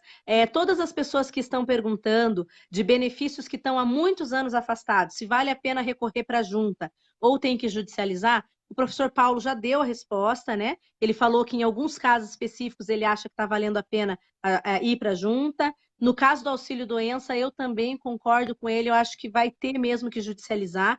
Infelizmente, a ATM, que é o serviço de assessoria técnica médica para os conselheiros, ele também é reduzido, então acaba que não há uma grande modificação daquela decisão que a gente já tem em agência, né, Paulo? Além do que, eles não estão fazendo presencial, eles estão fazendo em documentos. Então, quando você faz uma perícia em cima de documentos, é diferente de Verdade. uma perícia em base presencial. E por mais que a Ainda, tá? gente, Só para a gente poder adiantar. e Ah, por mais que desculpa, a pode gente falar. por mais que a gente impugne os laudos judiciais, pelo menos o laudo tem uma base maior para você analisar, né? E a junta de recursos Com não tem. certeza. Com certeza, eu concordo. A Daniele Monteiro falou o seguinte: professor, como vai ser no INSS digital quando houver dados divergentes, como, por exemplo, a falta de vínculo? Eu acrescento aqui vínculos extemporâneos, sem data de saída. Vai ser da Do mesma mesmo forma que jeito. era antes? Vai abrir? Agora, do mesmo jeito, Ana Paula, mas aí fica a nossa dica como professor, né? Desde o início que a gente trabalha com processo administrativo, a gente quer embutir na cabeça dos advogados que eles precisam conhecer do processo administrativo e saber das regras administrativas para que o INSS não possa não fazer coisas que era para fazer obrigatoriamente. E a gente cobrar isso, né? A gente não, advogado, cobrar isso do servidor. Então, no INSS digital, cabe a vocês, advogados, e quem for pedir o benefício, juntar a documentação correta e até fazer até anotações, escrever resumos, apresentar um resumo de tempo de contribuição. Ana Paula, eu vejo quando, às vezes, um advogado entra com processo na via administrativa e nem sabe se o benefício vai ser concedido ou não. Ele não fez ainda aquela análise prévia, se pegar o CNIS do segurado, se há contribuições extemporâneas para poder já pegar a documentação e comprovar, né?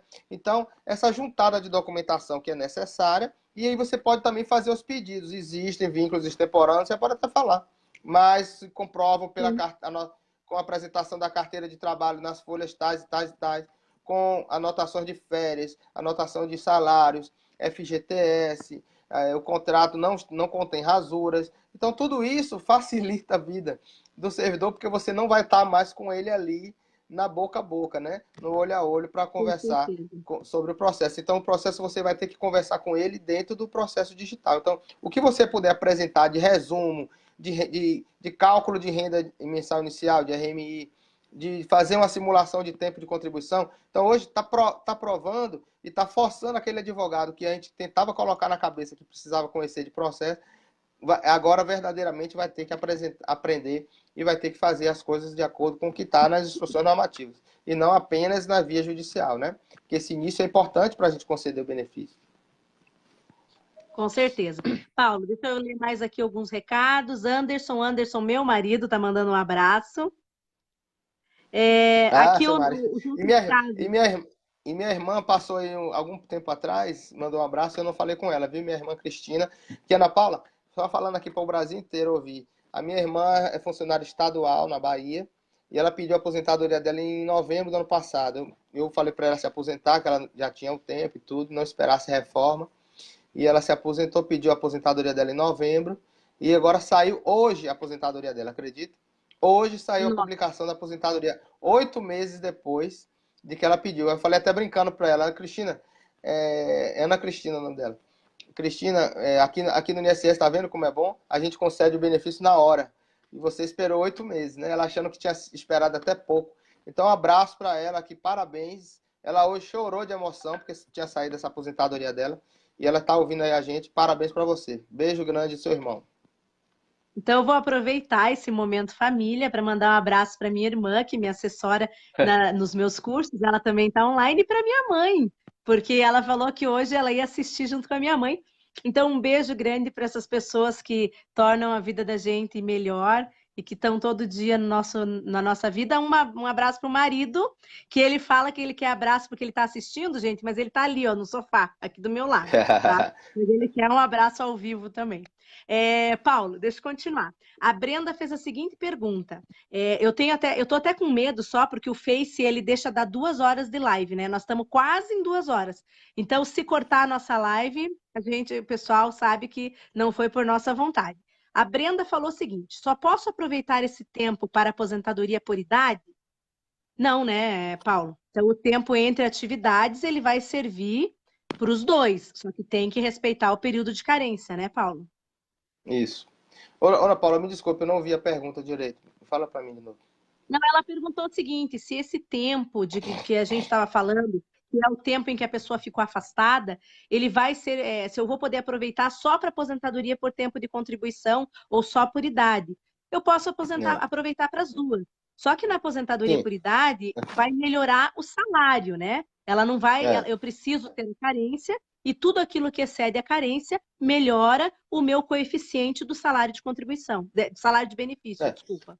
E tanto na aposentadoria por idade como por tempo de contribuição, ela tem que prestar atenção se ela não tem 15 anos no mínimo de carência antes de começar antes do início do benefício. O Braulio falou alguma coisa aí, Ana Paula, exatamente isso, que ele faz um resumo de todo o processo administrativo, conta o tempo de contribuição. É isso que é importante para que o advogado faça. Quando a gente pega um processo de um advogado que já está assim, é muito mais simples e muito menos erros a gente vai cometer do que outros que não apresentam nada. Com certeza. Agora eu achei a tua irmã aqui, Ana Cristina Bacelar. Ana Cristina, um abraço para você. O Braulio, inclusive, ela pode até trabalhar. Minha mãe era funcionária. Aí o Roberto Marques falou: minha mãe era funcionária pública e quando completou 60 anos foi afastada. Isso é aposentadoria? Foi isso que ele perguntou? Ela passou quanto tempo afastada? Foi.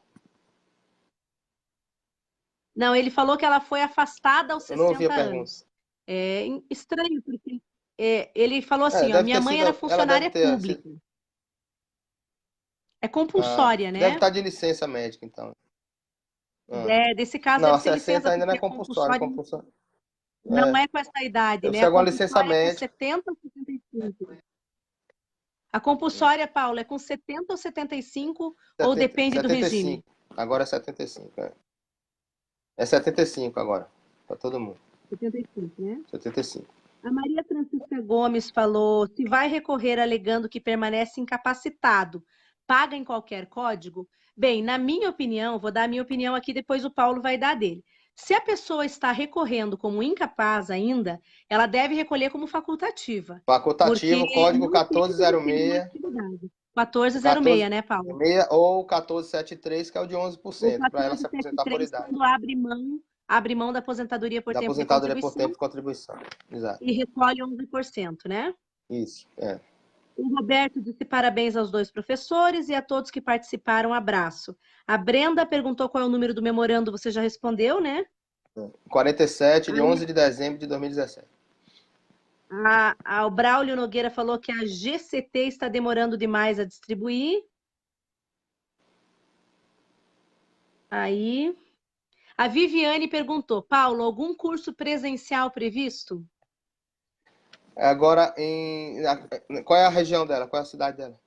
Tem aí, não? Não sei, mas responde aí teus cursos. Já faz uma Tem. propaganda dos teus cursos.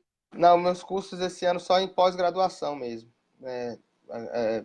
Goiás, na Cascavel, na faculdade FAG, na FAG, em Cascavel, no sul, né?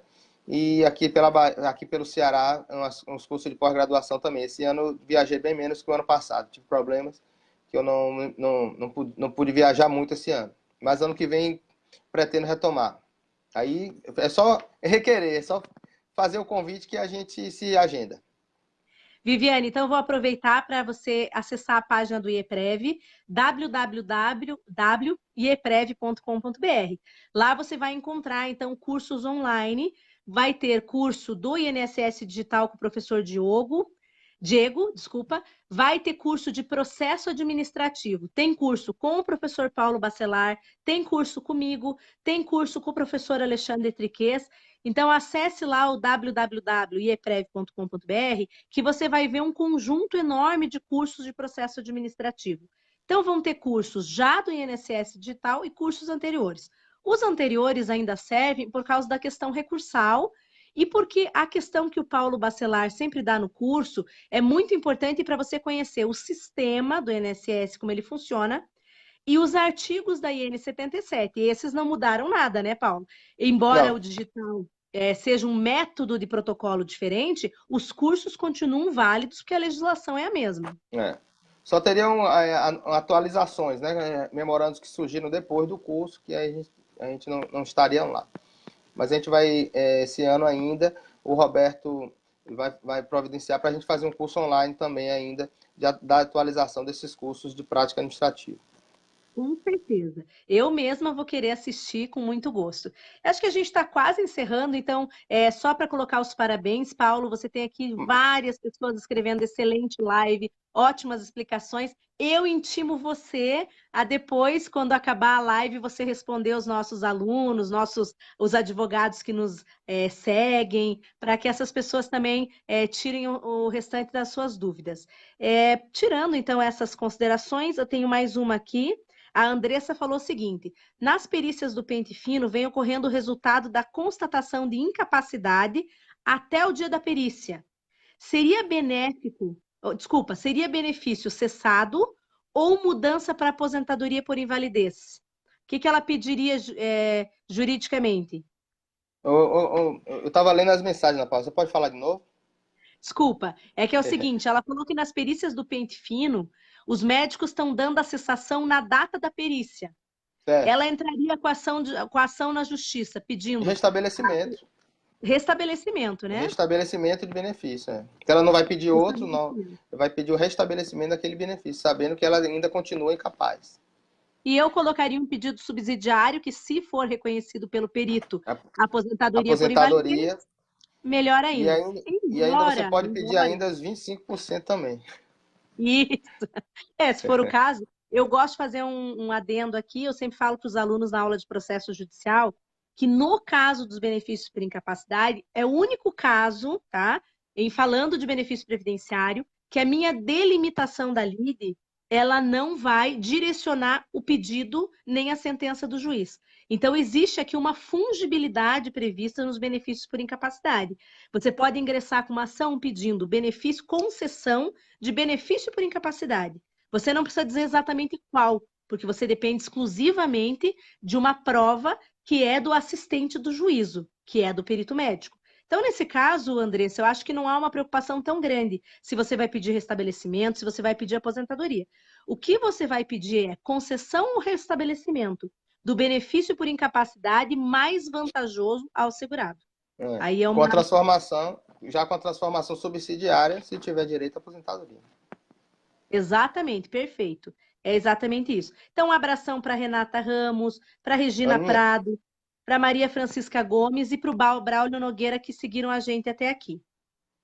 Ana, eu queria só falar sobre uma coisa que a gente não falou, que é a questão do atraso dos benefícios digitais, que você até falou que tinha muita gente com atraso de um ano. E até um colega aí falou também que queria saber um pouco mais sobre o INSS digital. Eu queria falar o seguinte, a data do agendamento, você agendou, vamos dizer que uma segurada, ela pode requerer o benefício pelo meu INSS dela, e aí se for aposentadoria por idade ou por tempo de contribuição, ou o salário maternidade, esse benefício vai ser concedido automaticamente. Se ele tiver qualquer pendência, gera uma tarefa para o servidor e vai para o JET, vai para a caixa de um servidor que vai ter 45 dias para ele conceder esse benefício.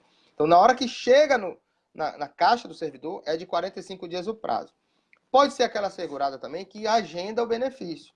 Então, ela agendou um LOAS, por exemplo. Então, agendou desde dezembro, eu tenho um LOAS que eu estou trabalhando hoje, que agendou em dezembro. Esse agendamento, ela foi atendida em maio, vamos dar esse exemplo, certo? Agendou pelo INSS, pelo 135, por qualquer meio de agendamento. Agendou o benefício, ela vai na agência. Ah, ela vai na agência fisicamente? Vai. Mas esse processo vai ser concedido na hora? Não. Ele vai ser digitalizado por um servidor e vai para a caixa de um servidor distribuído para um servidor para analisar aquele processo. Qual é o prazo de 45 dias? Do agendamento, que eu agendei em dezembro, mas foi atendido em maio, ou da data de maio, que foi a data que eu fui na agência? É da data de maio. Então, os 45 dias é de maio. E ele já tem aí 3, 4 meses esperando aquele agendamento, entendeu? Então, o prazo aí já está bem maior do que 45 dias. Então, quando é que esse benefício vai ser implantado? Quando o servidor pegar nele. Então, ele vai ser distribuído para uma caixa do servidor. Esse benefício vai para uma caixa azul. O processo vai ficar com a numeração azul, que são processos pendentes. E se ele não tocar nesse processo até 45 dias, ela sai dessa caixa azul, ela muda de cor, de azul para vermelho. Então, esse benefício vai para uma caixinha vermelha, que é os benefícios atrasados com mais de 45 dias. Então, esses processos, só para você ter uma ideia, Ana Paula, eu entrei de férias, 2 semanas de férias, umas 3 semanas atrás, um mês atrás, e eu não tinha nenhum processo vermelho. Quando eu voltei de férias, eu tinha 60 processos vermelhos. 60. Então, hoje, quando é que eu vou conseguir compensar esses processos que já estão atrasados, entrando no processo todos os dias, né? Porque todos os dias vai entrar processo para aquele servidor. Então, vai começar a encher a caixa do servidor, ele não vai conseguir mais controlar esse prazo. Então, os processos vão se acumular e vão cada vez mais ser feitos com atraso. Algumas pessoas já estão até entrando com mandado de segurança para poder conceder o benefício. Mas é por causa disso, exatamente pela falta de número de servidores suficientes e porque o processo entra todo dia e o processo anda todo dia. Então, o servidor ele vai ter que se virar para poder tirar esse atraso desses benefícios que ficam atrasados aí por mais de 45 dias. Então, muita gente pergunta, Paulo, eu dei entrada e nem sei o que vai acontecer, eu não recebi nada, o processo está parado. Não, porque o servidor, com certeza, ainda não pegou nesse processo. Porque se ele pegar no processo, vai gerar exigências ou ele vai conceder o benefício. E aí você vai receber o e-mail dizendo que o benefício foi concedido. Entendeu? E não querendo desanimar as pessoas que chegaram agora, que eu já vi várias perguntas aqui, pelo menos 4, falando que estão 4, 5, 6, 8 meses. Então, não quero desanimar vocês. Em Curitiba, nós estamos com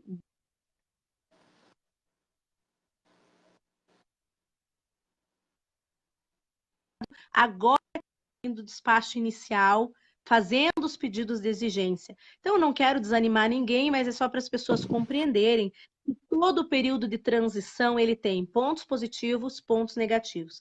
Eu acho que a gente não pode se desesperar, a gente tem apenas que compreender e aprender como lidar com isso da melhor maneira possível. Aonde reclamar, o que dá para ser feito e aquilo que não vai ter nada para ser feito, né, Paulo? Então, assim, aqui em Curitiba, nós estamos com 12 meses de atraso. Então, as pessoas que estão com 4, 6 e 8 estão ainda numa situação melhor do que a nossa, por exemplo, aqui na capital do Paraná. Então, assim, se a justificativa era trazer celeridade para o processo, ela foi por água abaixo. Porque mesmo que você tivesse o agendamento anterior, no dia do atendimento era para o processo ser concedido, ser analisado. E hoje não, o processo naquele dia ele vai ser digitalizado. Ele não vai ser atendido, entendeu? Então, é uma conversa que não dá para entender, porque a gente sabe que esse digital veio por falta de servidores, e aí colocando aí os benefícios sendo concedidos automaticamente. Sabe-se lá se esses benefícios vão ser concedidos corretamente ou não, porque não há análise do processo, né? Eu disse aqui, se faltar qualquer informação, o benefício vai para a caixa do servidor para concluir, mas se não tiver nenhum problema, o benefício vai ser concedido, e aí depois, Ana Paula, a gente vai ter que entender se o processo foi concedido corretamente. Por isso que o advogado precisa conhecer a RMI, qual a renda mensal inicial do meu processo. Nós temos vários sites de cálculos, o IAPREV tem cálculo, o IBDP tem processo de cálculo, existe o cálculo que é comprado de entidades privadas. Então, se você puder investir, invista em resumo de tempo de contribuição e em cálculo de RMI, de renda mensal inicial. Porque o benefício, quando for concedido automaticamente, você vai ter que comparar com esse benefício que você tem na mão, que você calculou, para saber se foi concedido corretamente. Porque isso aí vai gerar uma demanda de revisão, que muitas vezes não era pedido, mas agora, você entendendo que o processo foi concedido de um valor menor, você vai ter que pedir revisão.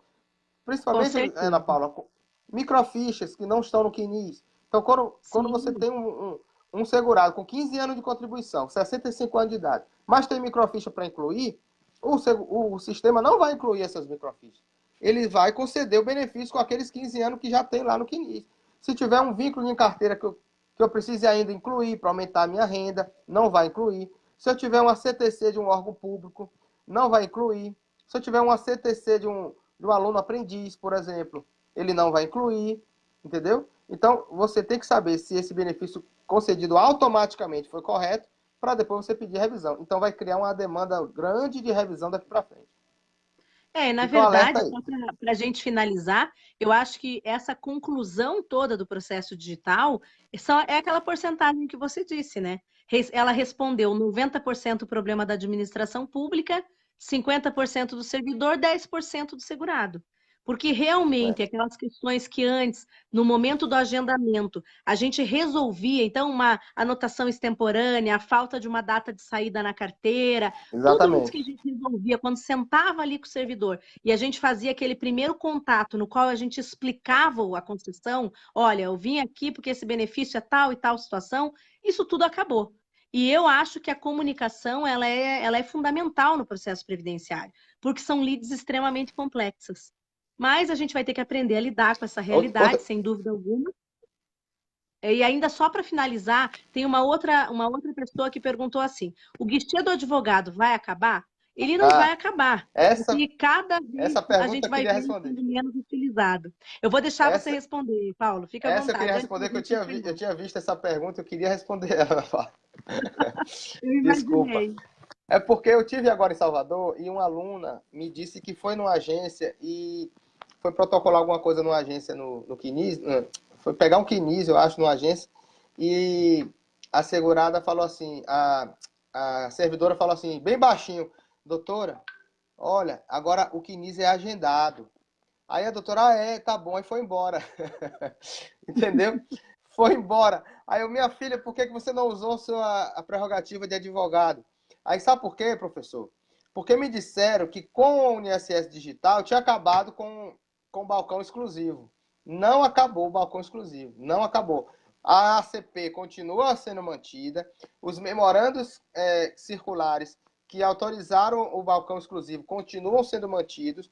O que acontece é que a pessoa pode escolher ou não usar a senha do advogado no SAG. Se ele quiser ir na agência e protocolar na agência, como você disse, Ana Paula, eu quero que o servidor autentique o documento. Ele pode ir na agência, utilizar o balcão do advogado, que agora vai ser o balcão que vai fazer a digitalização do processo.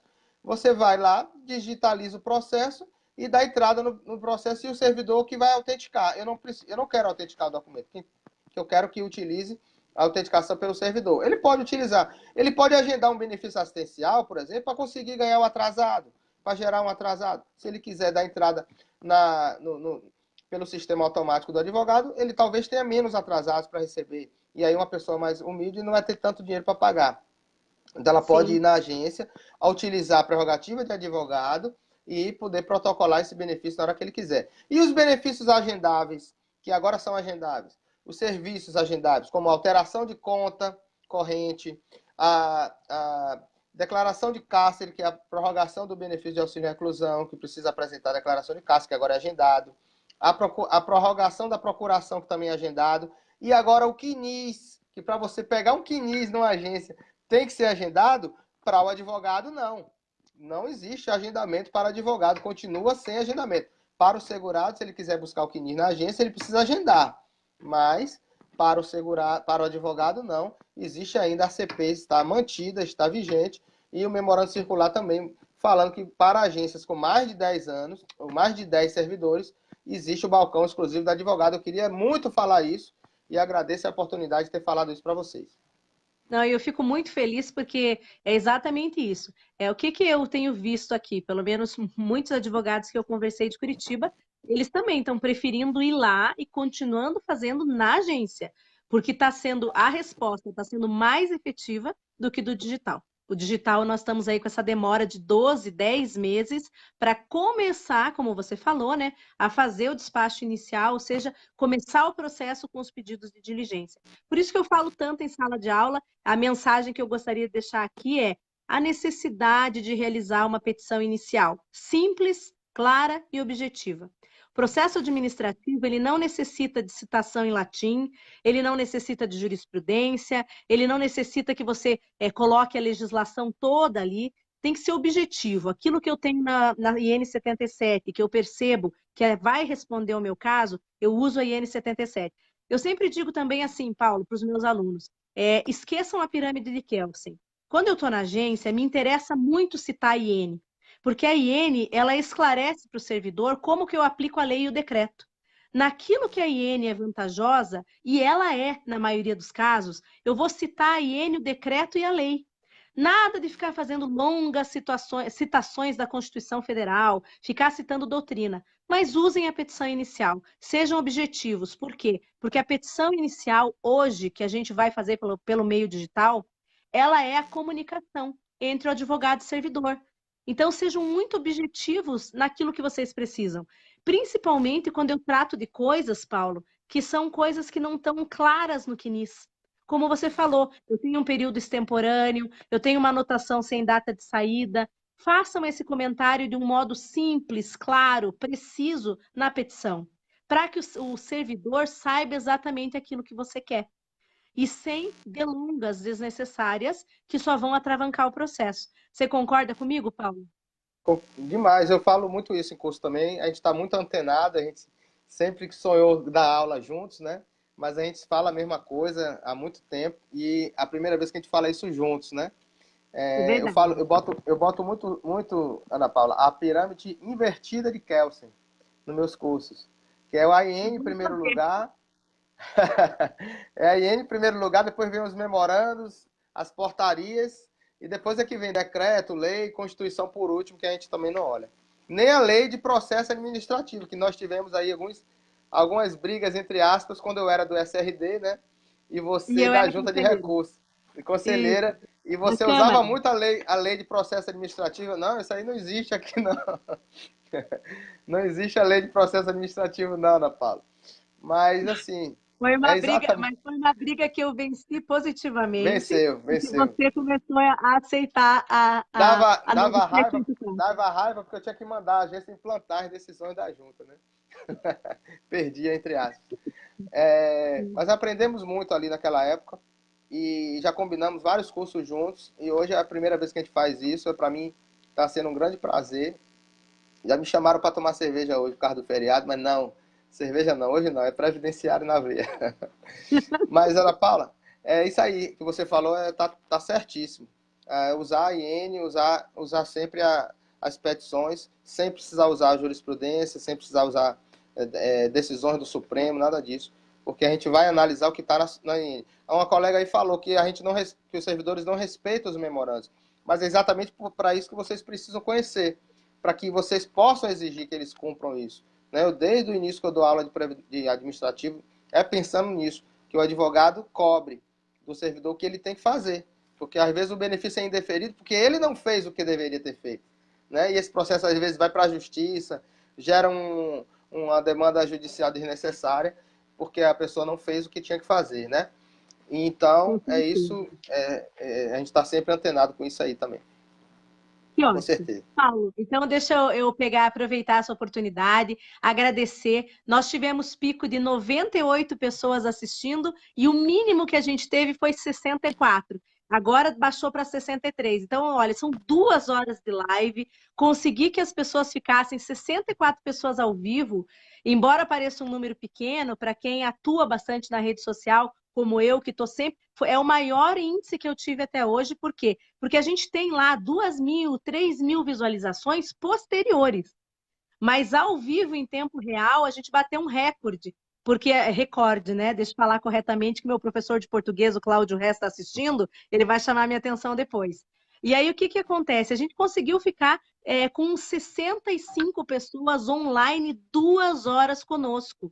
Então, assim, a importância do tema e, sem dúvida nenhuma, a importância de ter trazido você como convidado especial. Então, eu te agradeço em meu nome, te agradeço em nome do IEPREV, por sempre estar com a gente nos nossos projetos. Agradeço o Roberto, que esteve aí, e agradeço esses alunos maravilhosos que acompanham a gente sempre. A nossa ideia é manter uma live semanal. Então, de vez em quando, eu vou te convidar Paulo, para estar comigo, tá? Ah, tá. Estou sempre à disposição, viu? Pode marcar que a minha vida é pautada nisso, é passar a informação necessária para que o processo seja concedido corretamente, para que não haja demanda judicial desnecessária, para que o advogado saiba agir dentro das agências sem nenhum conflito, que possa sair com o segurado sempre ganhando aquilo que tem direito. E só para complementar o que você falou antes, é que o servidor, quando vê que o advogado é preparado, ele se preocupa muito mais em conceder o benefício mais corretamente do que em deferir uma coisa que ele sabe que o advogado pode recorrer ou pode entrar com revisão, alguma coisa assim, que ele vai ter que ter um retrabalho para consertar o que ele não fez. Então, eu agradeço você. Na hora que você me chamar, eu estou à disposição. Não, eu vou chamar mais, pode ter certeza. Quero manter o Bate-Papo Previdenciário, ele é um programa que é do IEPREV Premium, então ele é um programa fechado, mas que a gente também tem algumas oportunidades em que a gente faz ele aberto, como é o caso dos congressos. E a partir de agora, com esse novo mecanismo do Facebook White, a gente vai, então, começar a fazer esse bate-papo previdenciário semanal. Você vai, reiteradas vezes, vou te pedir para voltar. Aproveito para convidar todas as pessoas que estão nos assistindo para nos seguir nas nossas redes sociais, né, Paulo? O Paulo tem o Facebook dele, Paulo Bacelar. O meu tem uma página chamada Professora Ana Paula Fernandes e eu tenho um canal no YouTube que tem diversas aulas lá. Então, tem aulas, tem palestras. Sempre que possível, que é algo gravado, eu peço para me darem a cópia e coloco disponibilizado lá. E no YouTube está a Professora Ana Paula Fernandes. Quem puder me acompanhar lá no canal também, eu vou ficar bem feliz. E acho que é isso. Quem gostou da nossa live, por favor, compartilhe. Compartilhe para que outros colegas, outros advogados tenham um pouquinho desse conhecimento do que nós discutimos hoje. Paulo, agradeço enormemente. Te desejo um excelente feriado, né? Amanhã é feriado, dia de Nossa Senhora da Conceição, padroeira aqui do Ceará. Perfeito. Então, que Nossa Senhora grande abraço nos abençoe. A todos, as pessoas todos os alunos que entraram aí, família, amigos, todas as outras pessoas que nos prestigiaram hoje. Um grande abraço, boa noite a todos. Perfeito. Então, um beijão para você, Paulo. Um abraço mais uma vez para todos vocês e continuo aqui agradecendo todas essas palavras maravilhosas que as pessoas estão escrevendo para nós. E semana que vem tem mais. Fique ligado aqui no meu Facebook, na página, na fanpage de professora, e eu vou, daqui a pouquinho, nesses dias agora que seguem, indicar quem que é o convidado da semana que vem para o bate-papo previdenciário. Um abração para todos. Quem quiser fazer curso, acesse o www.ieprev.com.br e veja lá todos os cursos que nós temos à disposição, inclusive do professor Paulo Bacelar. Um abraço a todos e até a próxima semana. Até lá!